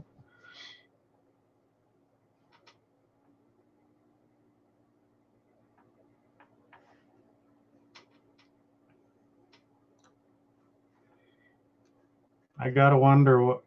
I just gotta wonder what's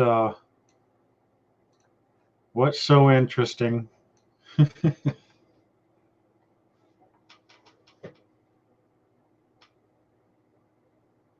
Chilling and working. Right on. I've always been a really intense loner. Like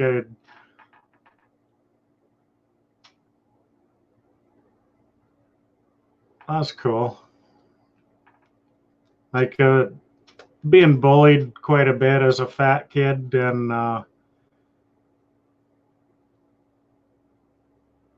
may have overslept. It happens. I can't oversleep because my cat doesn't let me sleep much past 7 a.m. I admit nothing. I'm with you, brother.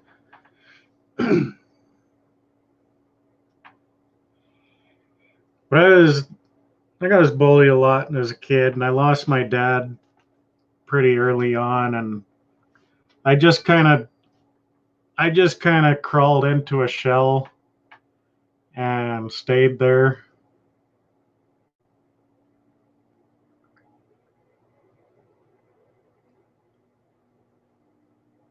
Stories are always a good time. I'll check back once I get a little more charge on my phone. I changed rooms because my air conditioning is weak and the plugs in this room are no faster.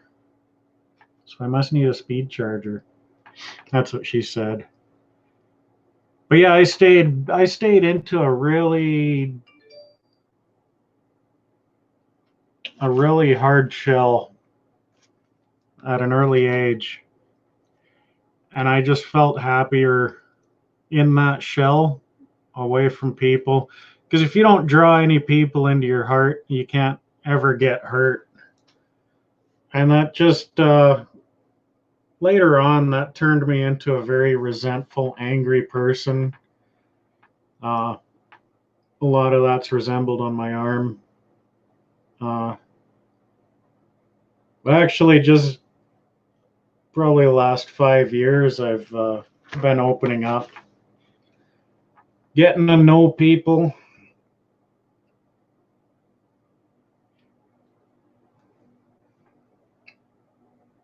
She'll check back in a few, see if I'm still up. I don't know how long I'm going to go. I don't know what I'm doing, so I'm just kind of gabbing.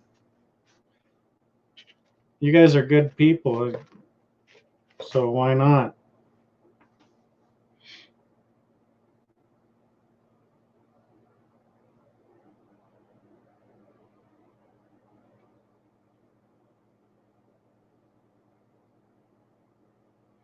But yeah, I believe quite a bit in Native American tradition and Native stories and legends and whatnot.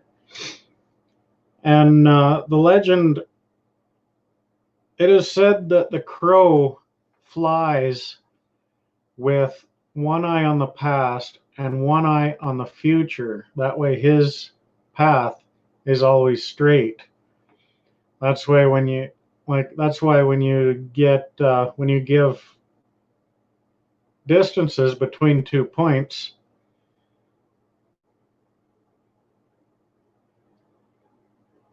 when you give distances between 2 points, is as the crow flies, because the crow flies straight. And that's why he keeps one eye on the past and one eye on the future. But it's more like I'll see the ink every day, and it kind of reminds me of who I used to be, and it reminds me of who I need to be, if that makes sense. Like I could get it covered up and shit, but why? And it's only up to my wrist. So if I wanted to be professional and stuff, I could just throw on a long sleeve shirt.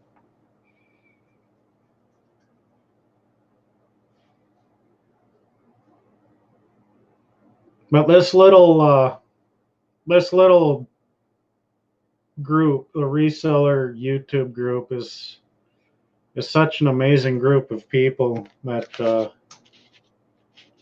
like nobody wants to see anybody fail, and everybody is super supportive, and that's kind of why I throw my stuff out there. But just every day I wake up and I want to be at least a little bit better than I was the day before.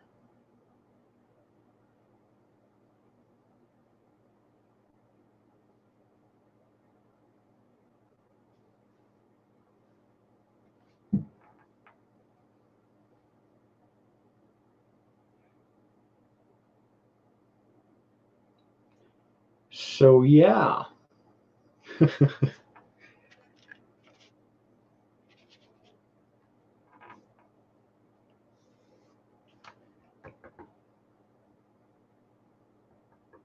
Yeah, Misha, it is.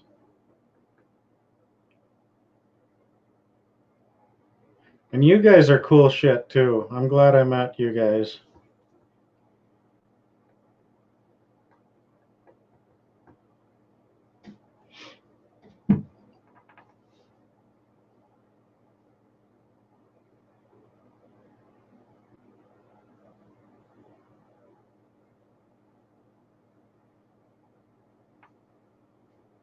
But yeah, I don't smoke cigarettes.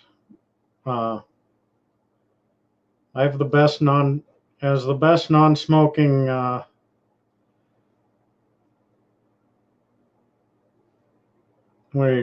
quit smoking method. I guess. I watched my dad die of cancer when I was 7, and I wasn't even in the room when he left. I was getting bored in I was getting bored watching him gasp for air. So I went out in the fucking parking lot and chased around butterflies. And about 10 minutes later, the nurse came and got me and says, your mom needs you. So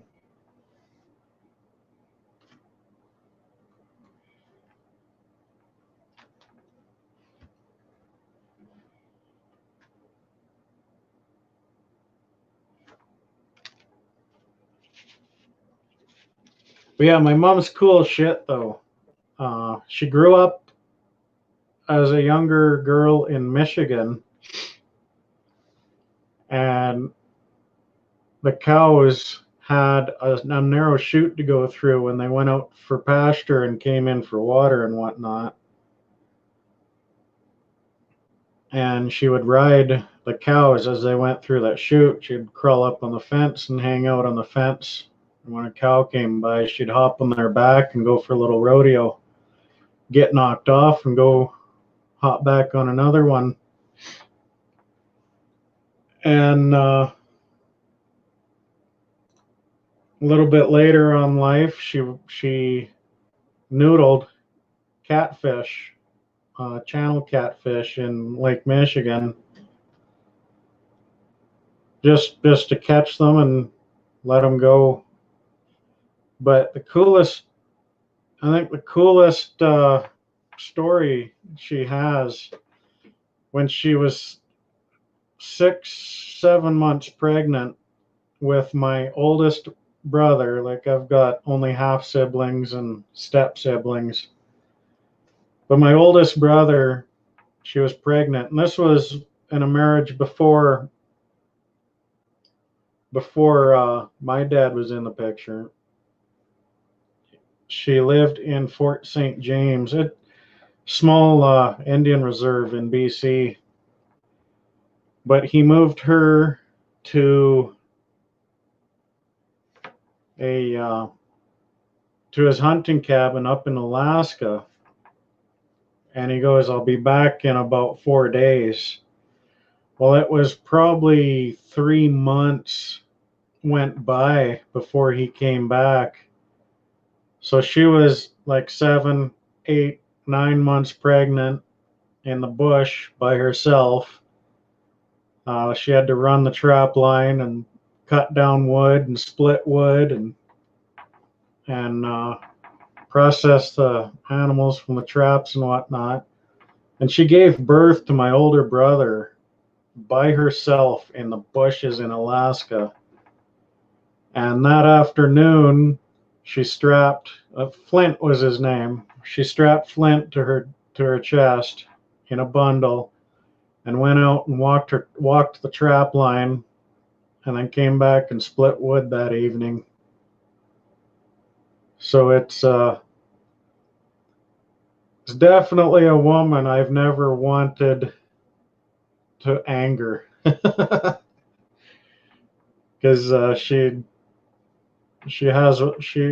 she's got wrath. I'm telling you.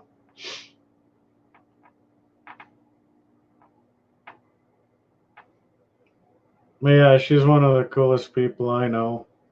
And for my 16th birthday, she filled my car up with gas, bought me a lottery ticket, and she taught me how to hand roll a joint. And she got through with it. She's like, "Well, that's how you do it." And she was never a big smoker herself. She's like, "That's how you do it." And she goes, "I neither condemn nor condone this stuff, but this is yours." Yeah,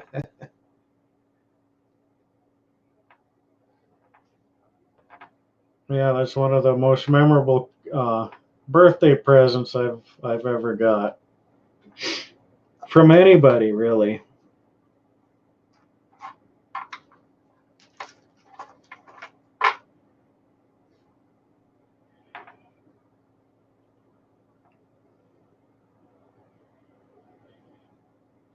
And it was a 1985 Grand Marquis with a 302. I bought it from the Onion Lake Reservation over in Saskatchewan. It's the next province over. I was a little wary about buying a car from an old Indian, but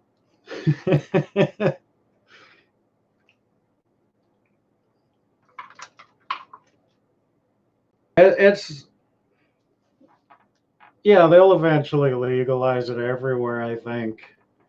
There are a few states, I think, that are going to hang on to the old ways, but as the older politicians move out and the younger, more progressive politicians move in,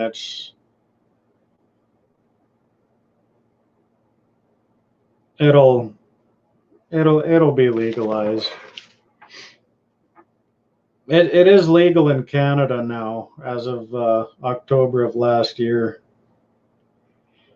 But really, it's the price at, like, the price I pay my guy kind of thing. Like, I haven't smoked in quite a while because I haven't been working and I haven't been rich enough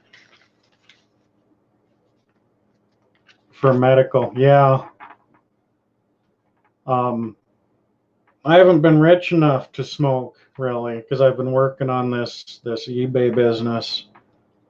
But I would pay, like, oh wow. So that's probably a huge leap of faith for them to say, oh well, let's see what happens. But like, here it's $200 an ounce on the street that I'd pay my guy pretty well. And if you were to buy an ounce from the store, that would be just over $400. And people are just not, like, why would I buy a legal source that's regulated? Like, you can't get the real strong shit. Or I can just go to the guy that I've been going to for years, kind of thing.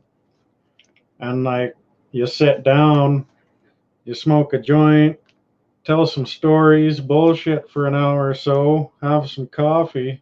Like, you can't find that in a weed store anywhere. For quite a few years, Health Canada has had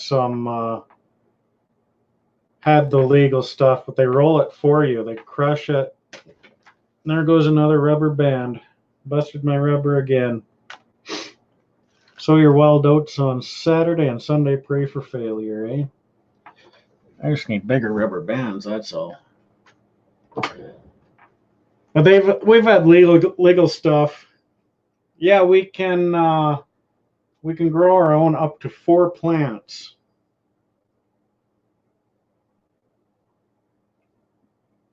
Yeah, I hear ya. We're allowed to grow 4 plants legally.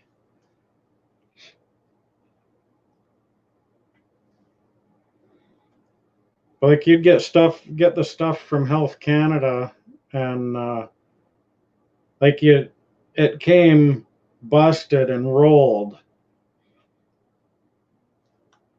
It rolled already for you, shoved in a can. But it was nasty looking stuff. Like, it looked almost like tobacco, like just brown. But then the stuff you get from your guy is green and sticky and pungent and flowery, and you smell it and it just makes your mouth water.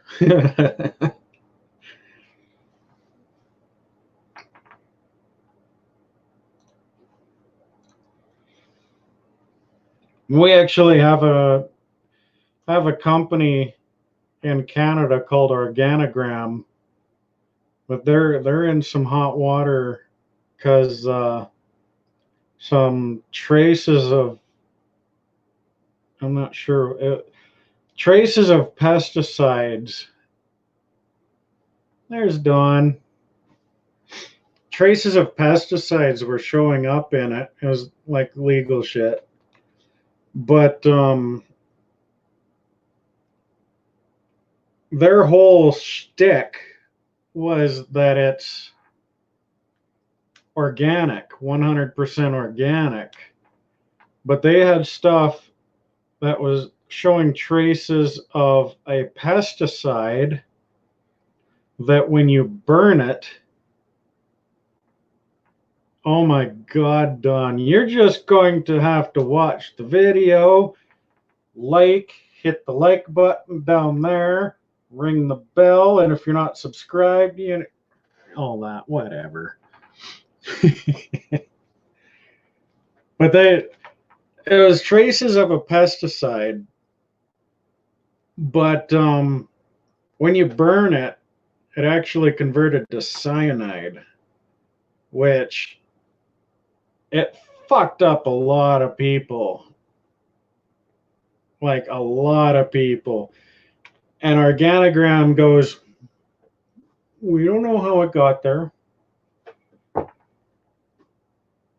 Well, the only way it wouldn't get there is because you weren't 100% organic.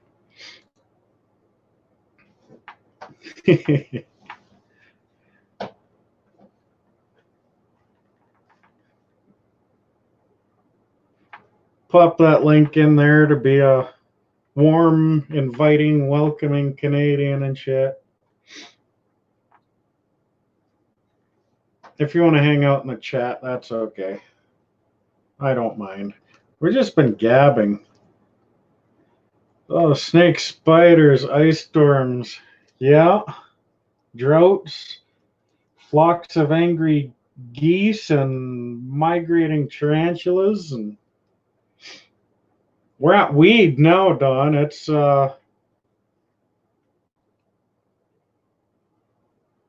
what's next? God.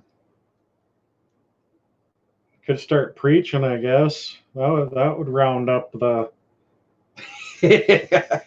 round up the whole evening, wouldn't it?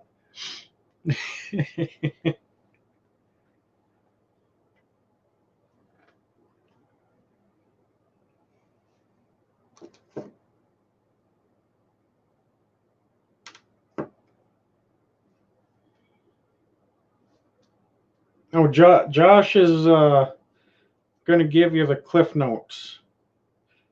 No pun intended.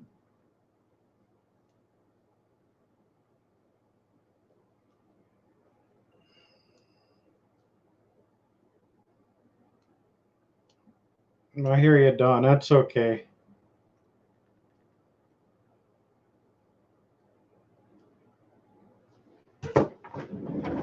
Yeah, I'll show you what I use. If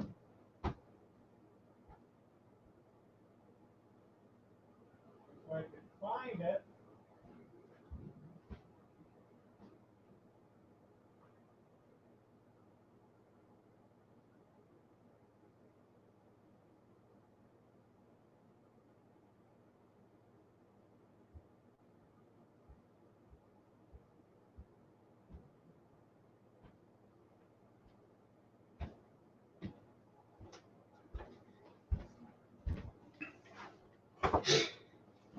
I got one of these. It's it puts out 2.4 amps, Don. Like that's the brand name. I got it from The Source, which it's The Source is what Circuit City turned our Radio Shacks into. But it's a battery bank, pretty well is all it is. You can see the output there is 2.4 amps, which is pretty intense. And it just charges like that. and it's got the level, and it's got 2 USB ports on either side. And I can actually run when I'm running yeah, it just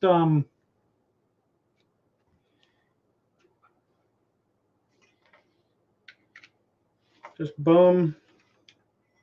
Now that you can see it, because my other camera was nuts,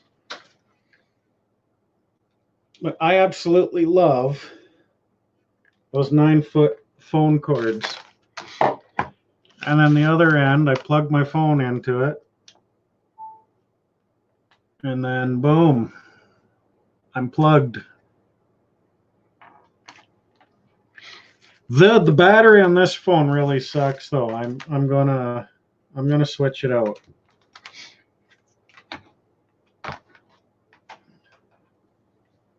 Mr. Sandman, bring me a dream.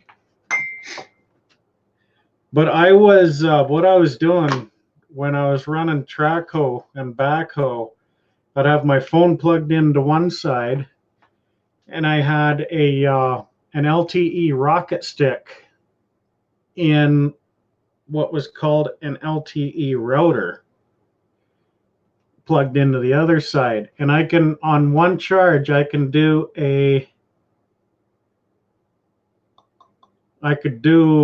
probably 7 hours running internet and keeping my phone charged, and with the radio on my phone, because we have what's called the Radio Player Canada app. I'm sure there's equal shit in the States, but it's just a web-based phone app thing. It can charge my iPad twice from red. It can charge my phone probably 5 times on one charge, but then it takes a good 4 or 5 hours overnight most of the time for the battery pack itself to recharge.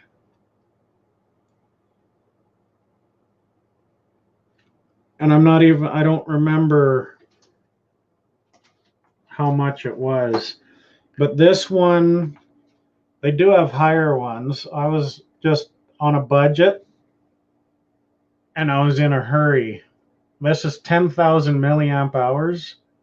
They've got 20,000 and 25,000, which gives you more life. I've got small hands, but gives you an idea how big it is. There's the iPhone SE. Give you an idea how big it is.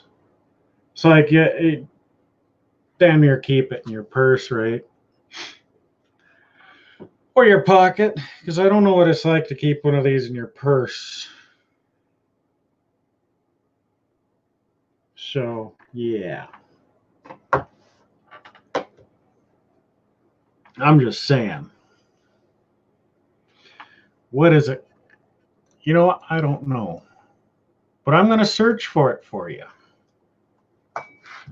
And I'll even bring up the page, because I know how to do that shit. I'm like a monitor sharing ninja. Look at that.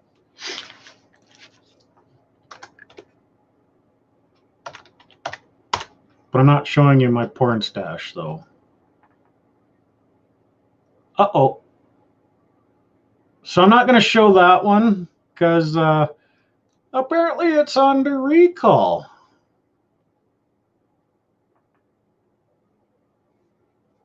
I don't know why. It's been treating me good.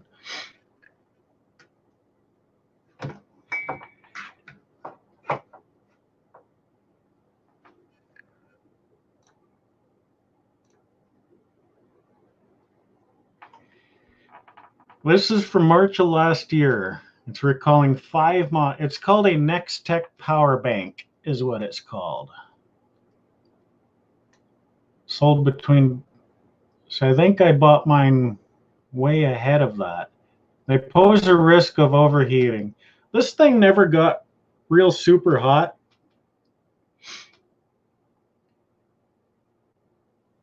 I don't have any midgets on this computer.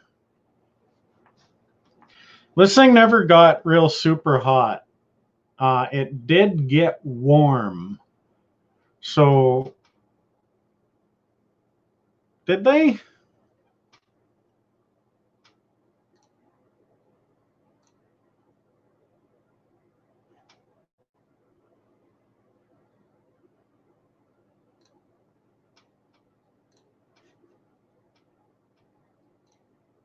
Three watching. So there's one guy, I'm thinking it's Bum Crack Picker.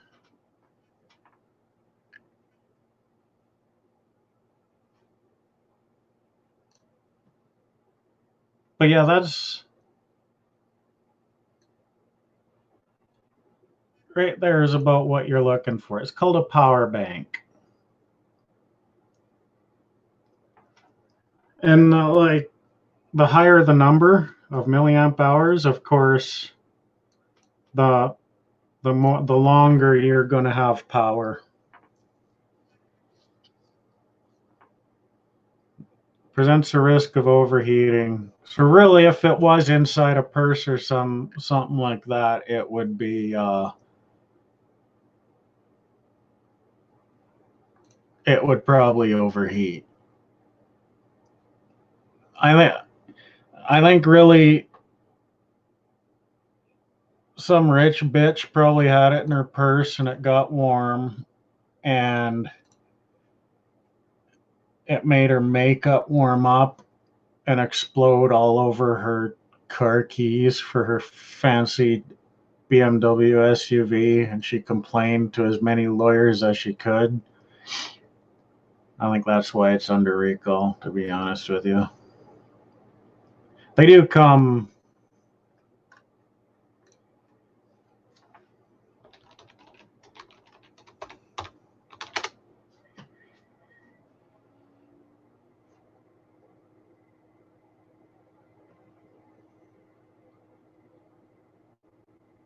My boobs aren't big enough. Like I gotta really flex to get some cleavage to be able to hold anything in there. But I hear you. It'll keep your heart warm.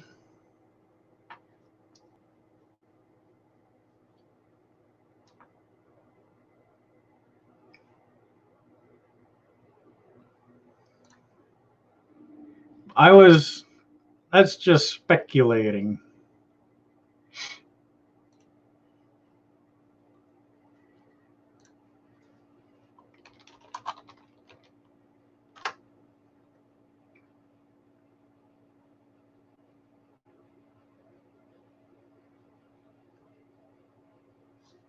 Some of them can be pretty pricey.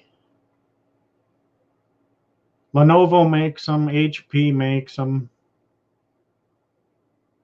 Rechargeable power bank or external battery pack. Something like that.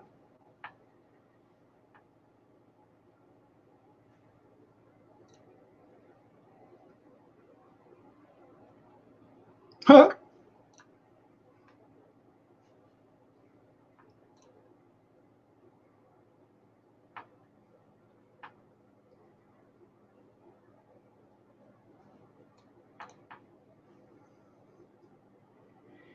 I wouldn't even hide the cord up down your sleeve and shit. I would just be hanging out the front.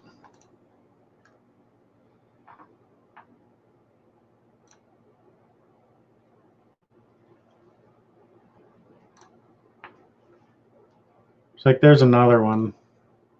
It's 10,000. That's in Canadian funds, 60 bucks Canadian. That's probably 45 US for that.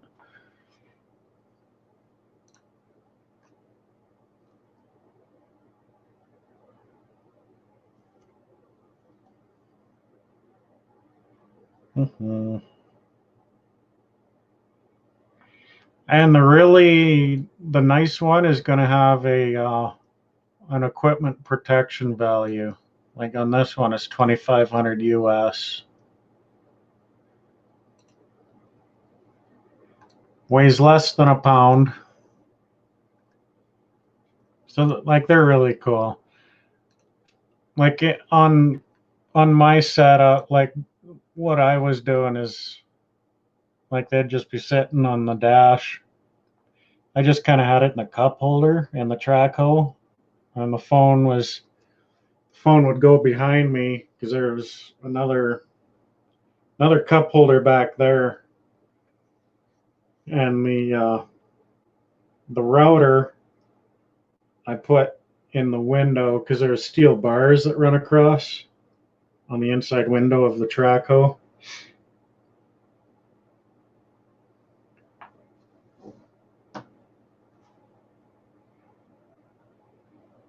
Well, Josh, if it gets too steamy, I'll just go like that.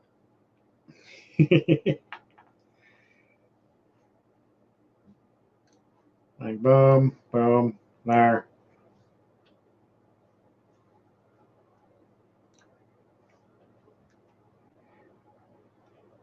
You mean how much power was in that one, Don? That one was a 10,000 milliamp hours.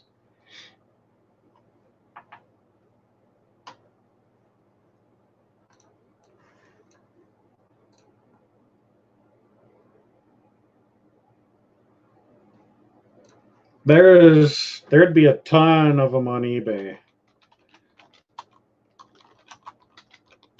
I try to do most of my shopping on eBay.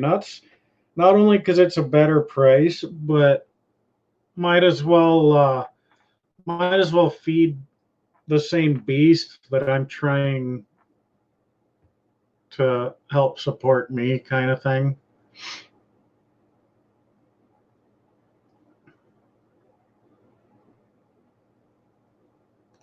High capacity, waterproof. Well, you can't see. Like there's that one. This would probably be one that I would look at just because it's in Vancouver. Like it's already in Canada, so I could take advantage of his free shipping.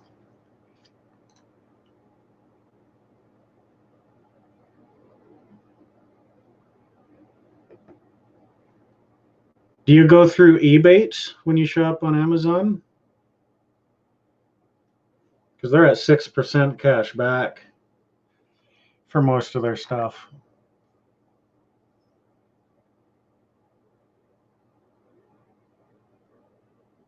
Oh, I got you.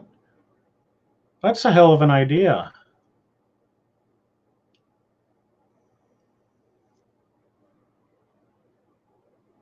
Maybe I should have done that with my shit. And there's that one too, but we don't get enough sun in my area because we only really get probably 1 month, maybe a month and a half of really, really useful solar sun.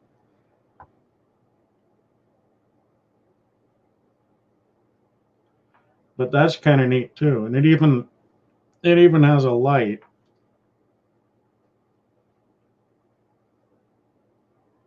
Denny's.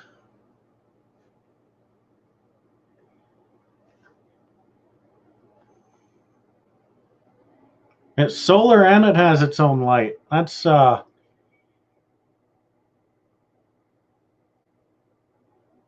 lighted solar power battery.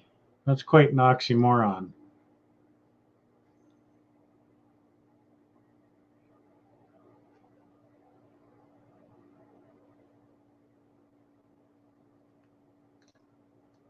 Oh my God, that was 300,000.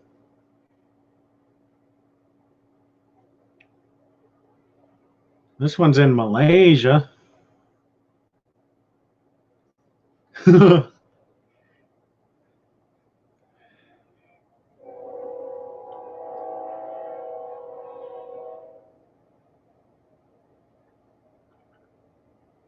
That's pretty cheap.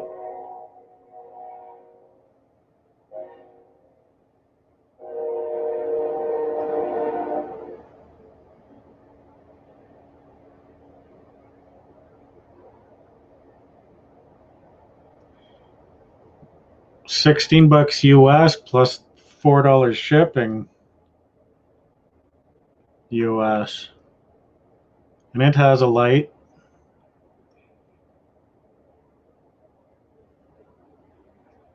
Amps. I want amps.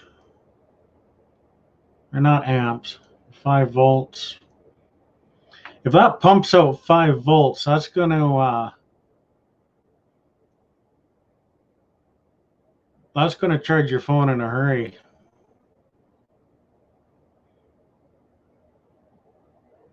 That might be pretty harsh on the battery life. Yeah, it is a train. Stupid train. You know, when I was younger, I was told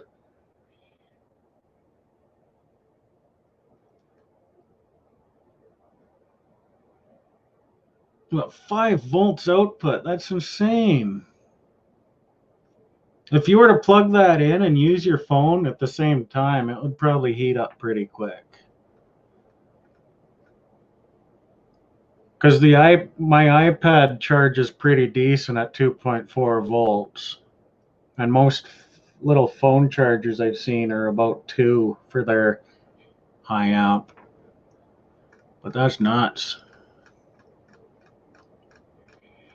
What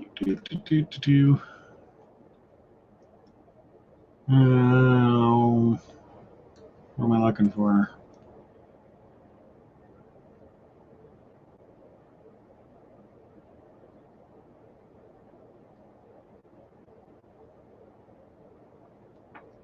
Oh, it's up, right there.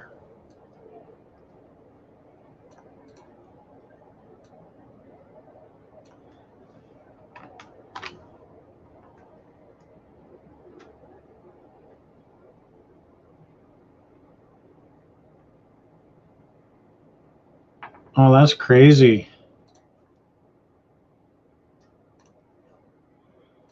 But that's the item number for the one that I'm looking at now. But I get like $4 shipping.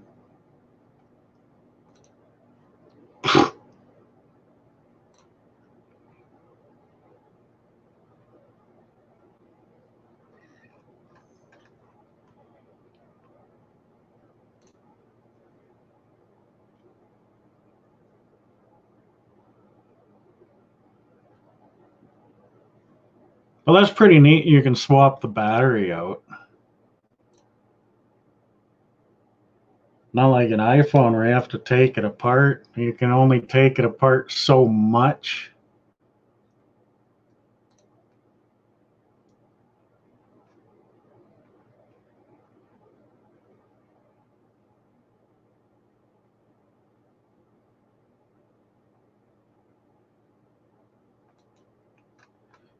What the hell?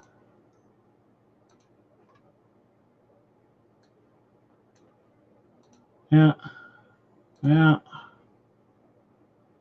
No way.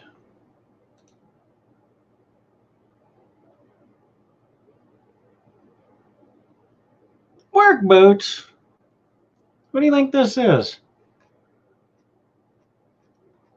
I'm trying to get rid of my work boots.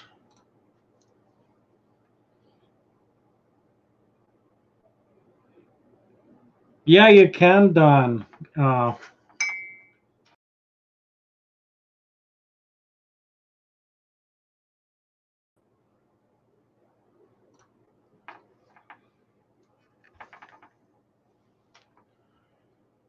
Them 2 tiny little screws. Right there. Right there. You pull those apart, and the thing, like, you basically have to, like a suction cup, like you can hang on to the edge, but you have to suction cup and pivot the screen back. But you can't open it more than that. Well, you open it that far, and then you have to, with needle nose pliers, you unplug your home screen, your home button, and then you can only open it that far, or else you tear more more wires apart. And then there are 2 screws, and then a metal plate that you have to take out. There's a bit to it, and it's delicate, but it can be done. I've replaced the battery in this guy when I first got it, because when I bought it, the seller actually included a spare battery and like a dozen new covers, new tempered glass screen protectors, and the battery that was in it was shit, so I replaced it with the battery he provided, which was also shit.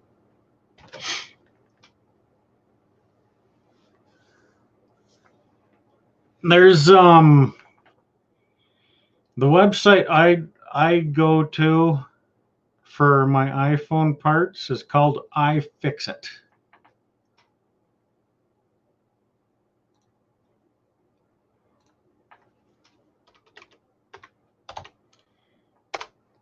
They guarantee that the batteries that they buy are not the cheap Chinese ones. And I'm not sure if Apple sells batteries, or if they would just say bring it in and we'd replace it for you. But that website has a deal. Like, picture an alligator clamp, like just your regular clamp, but it's got suction cups on it. So you clamp it down and then you squeeze it, and that pulls apart the screen and whatnot. It's kind of neat.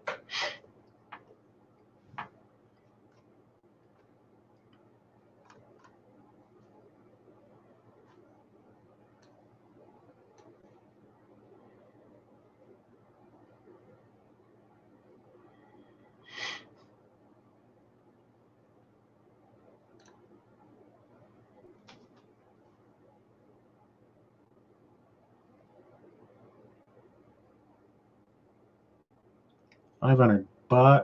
Wow. But I'll show you all. No, that one. Not me.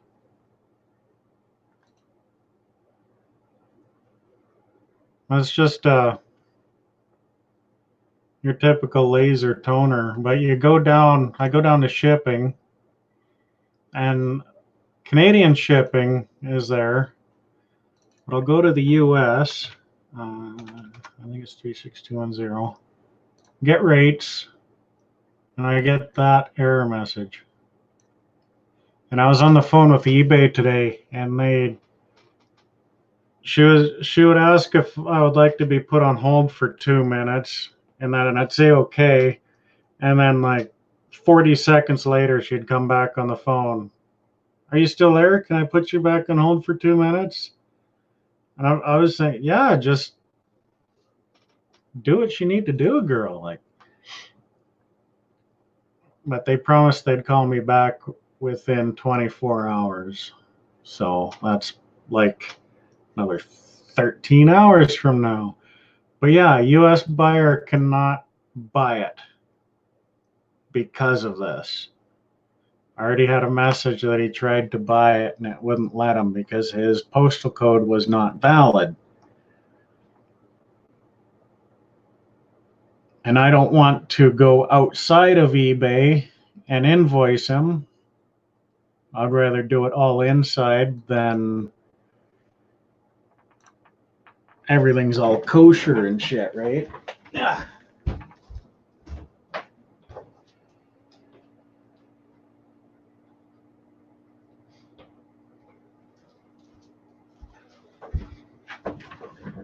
But the suction cup thingy pretty well looks like that with suction cups on it. Yeah, that is what I was talking about earlier. But you just clamp it on like that and squeeze the suction cups down and you open it up, and that in theory pulls the screen apart.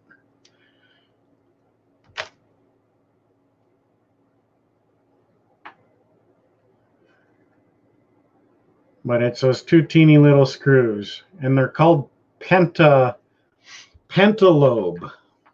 They're like the Torx, but Torx has 6 stars, and this one's got 5, eh? So,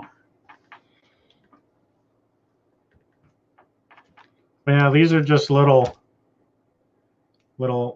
clamps, and they got some torque to them. Like they're tough.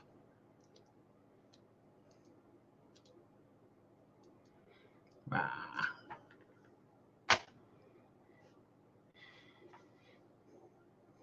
Check this out, Don. What? But you can still hear me, which is like equally creepy. 5A. See, the trick is it's A, monster noises. No, I'm usually pretty quiet. But the trick is not to treat A like its own word.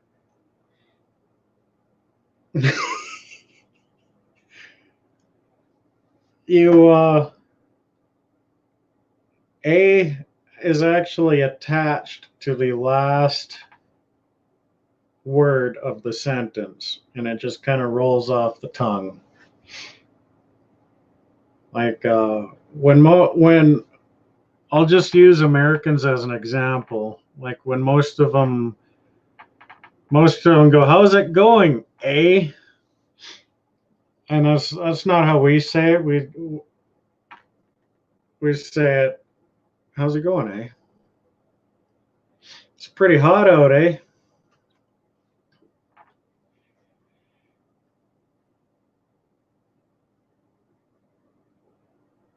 But yeah, Josh, you have to really worry. You have to watch where the battery comes from, because the Chinese don't make a good iPhone battery. Have pancakes, eh? And we don't say it every time, eh? And here I go saying it every time. I just thought of that. Tim Hortons. We do have Denny's. What's Denny's, Albert's? Who else is open at 3 in the morning? See, Tim Hortons is just drive-through is open at 3 in the morning.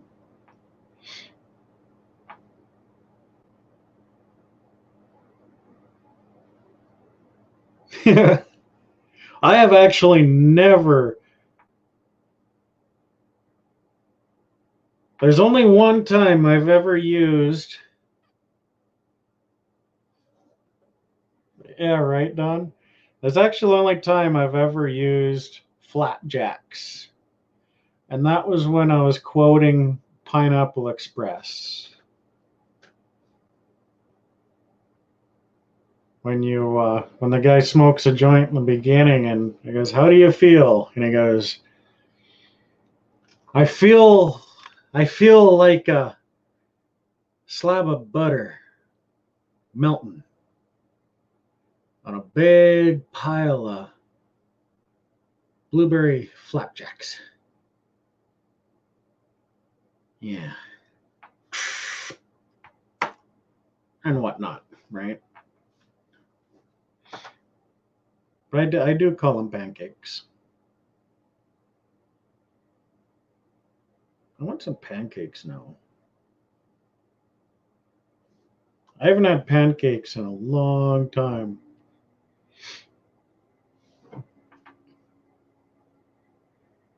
But drown in butter. Oh, with a little bit of no, a little drool there. What am I thinking of? Cream cheese. Just a real thin layer. No, a big ass thick layer of cream cheese whipped cream. I didn't just vape. I did a fake hoot. Okay, fake doobie hoot. I was telling doobie stories, and this was my this is my movie prop, and it's just erasers. But yeah, that was my movie prop. And you know what it is? Like, son of a bitch, where is this next Denny's? I'm gonna search for it. Where my closest Denny's is. Probably in Edmonton. I'll bet you it's over in Edmonton.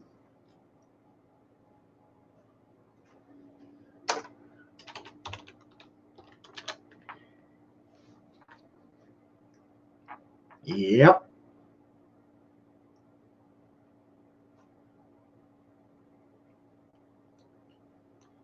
See if there's one in Lloydminster. Well, I don't think so. No. So my closest one is probably either that guy or that guy. Well, that one there is going to be easiest to get to.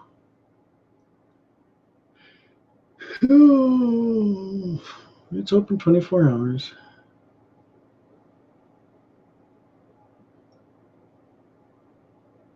But yeah, it's probably an hour and a half to get there.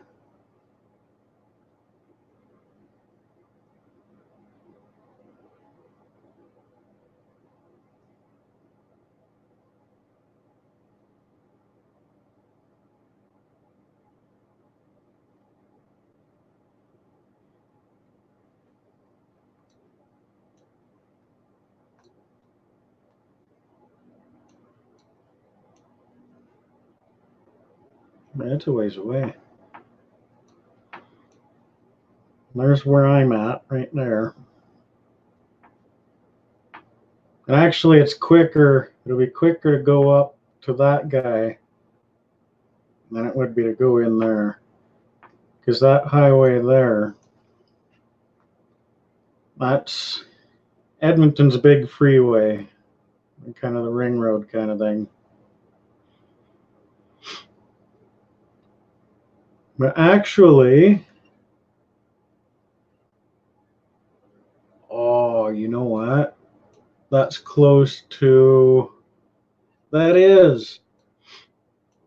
The Value Village I go to is right in here. Rona. Got a Value Village in here somewhere. But there's a Salvation Army down here, like right there. So we can go thrifting and eating.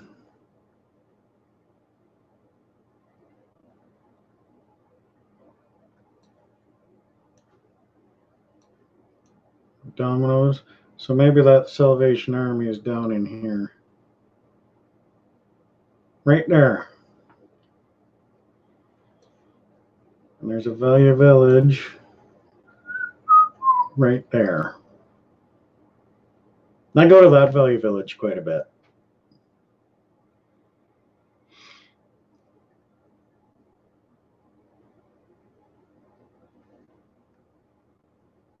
Grocery shopping is half hour away. It's a half-hour drive.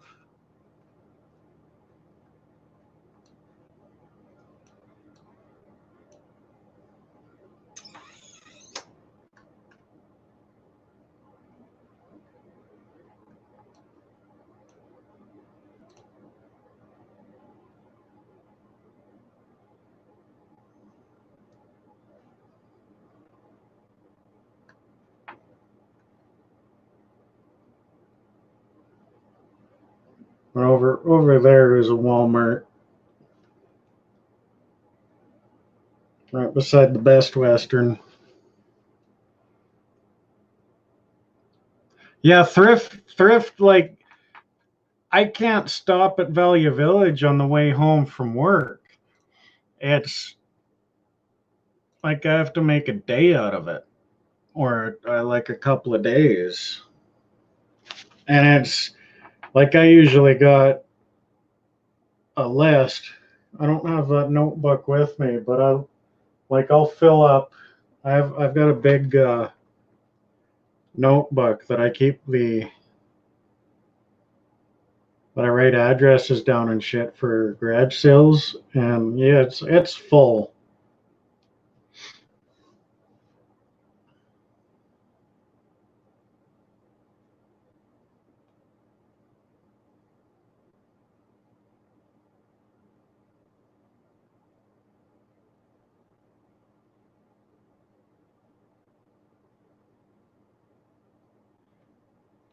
And it's like I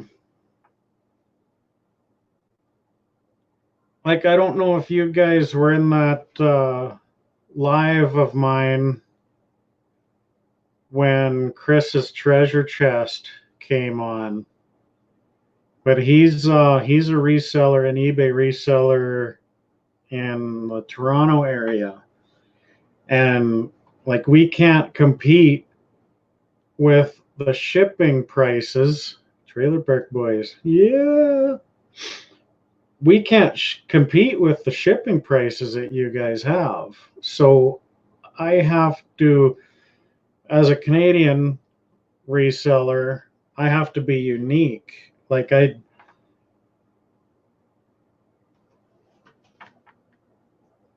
what's a good example?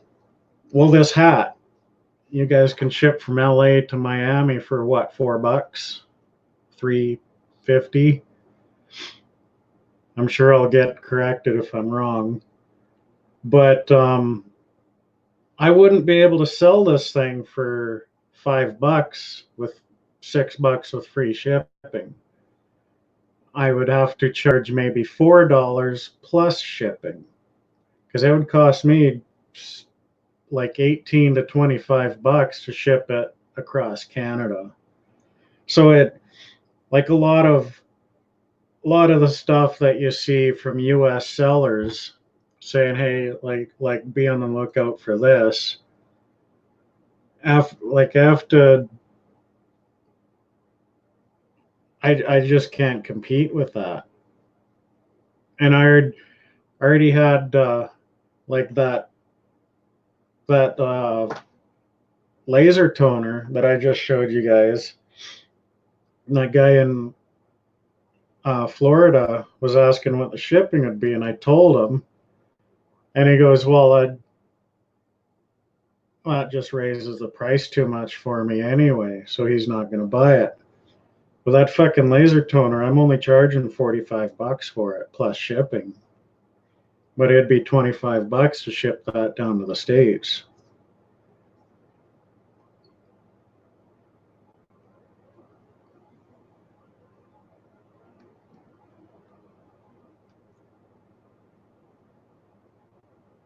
Traffic actually isn't bad, but like in the town, like I hate traffic because people can't drive.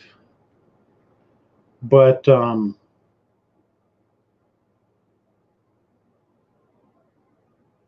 yeah, it's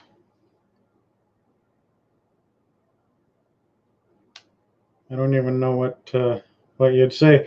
The highway going through Wainwright is just 2 lanes.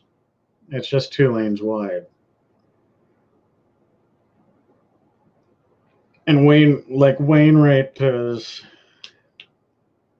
I'm not sure, 2,500 people, but it's got the big army base there too.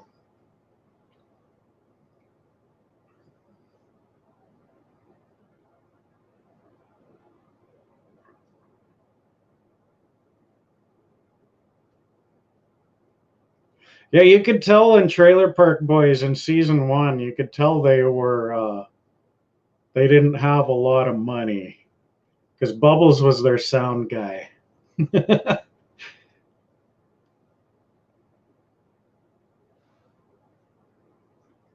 Right, Don?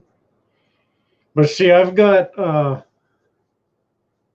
we have an army base here, yeah. Yeah.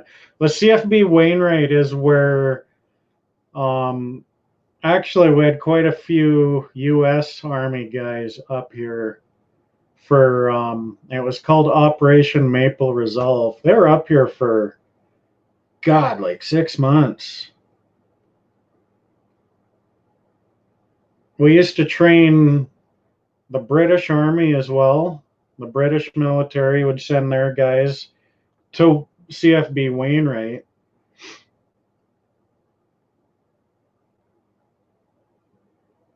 There's one,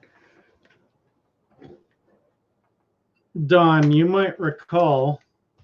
You could see um, the view was Bubbles sitting in the back seat, and Ricky and Julian were sitting in the front. But you can see Bubbles sitting there, and he had the give you guys a crotch shot, or at least down low. See if it won't even go down there. But you can see Bubbles sitting there, and he's holding the microphone like this, and it's very obvious. And he's just holding it in his lap. Yeah, I'll clean that up later. But yeah, and they tried some of the stuff they tried to make their weed look like weed.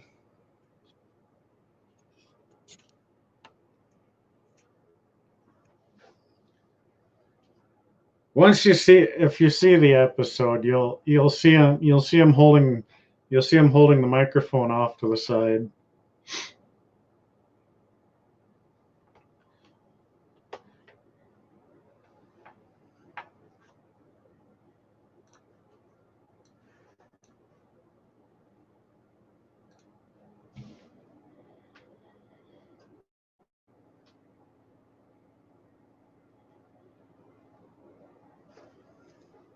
I am at 2 hours and 49 minutes.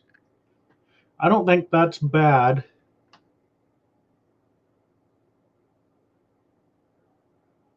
Okay, you're good, Don. I'm at 2 hours and 49 minutes. I don't think that's bad for not having anything to talk about. Because I talked quite a lot.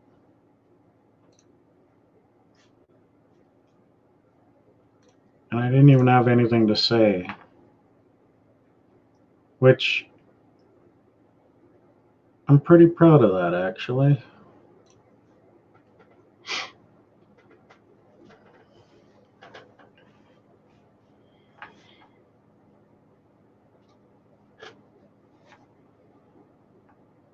At least I didn't fall asleep.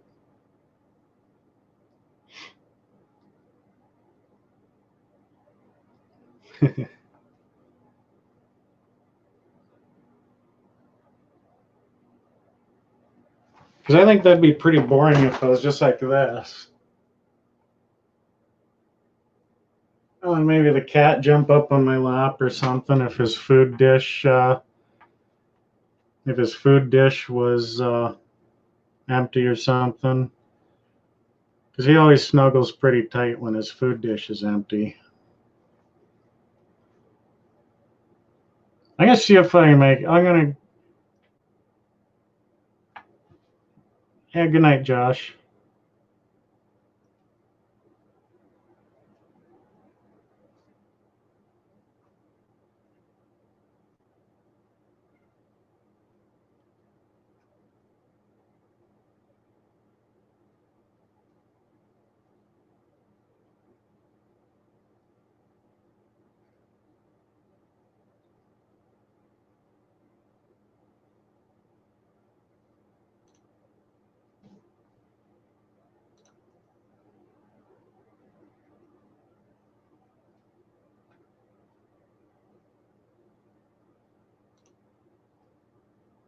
Josh, you have a parting wrench, my dude.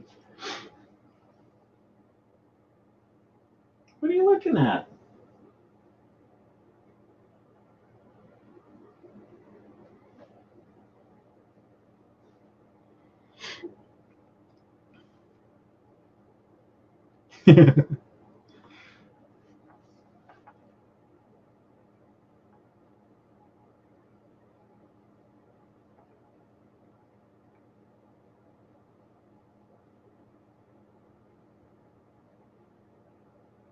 That's awesome.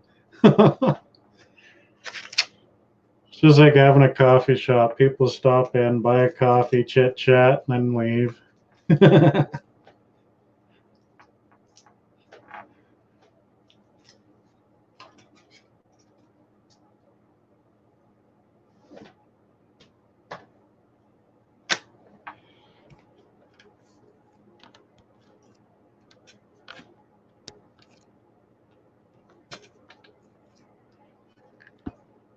It's really weird they call that thing a clip. It isn't even a clip. So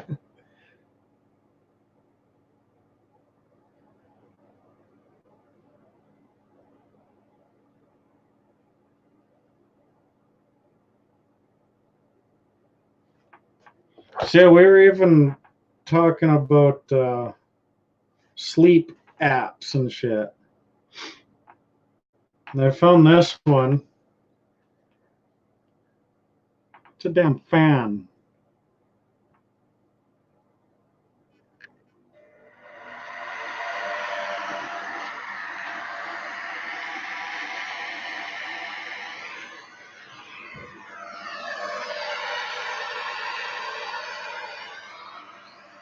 All right. Good night, Don. Thanks for coming back.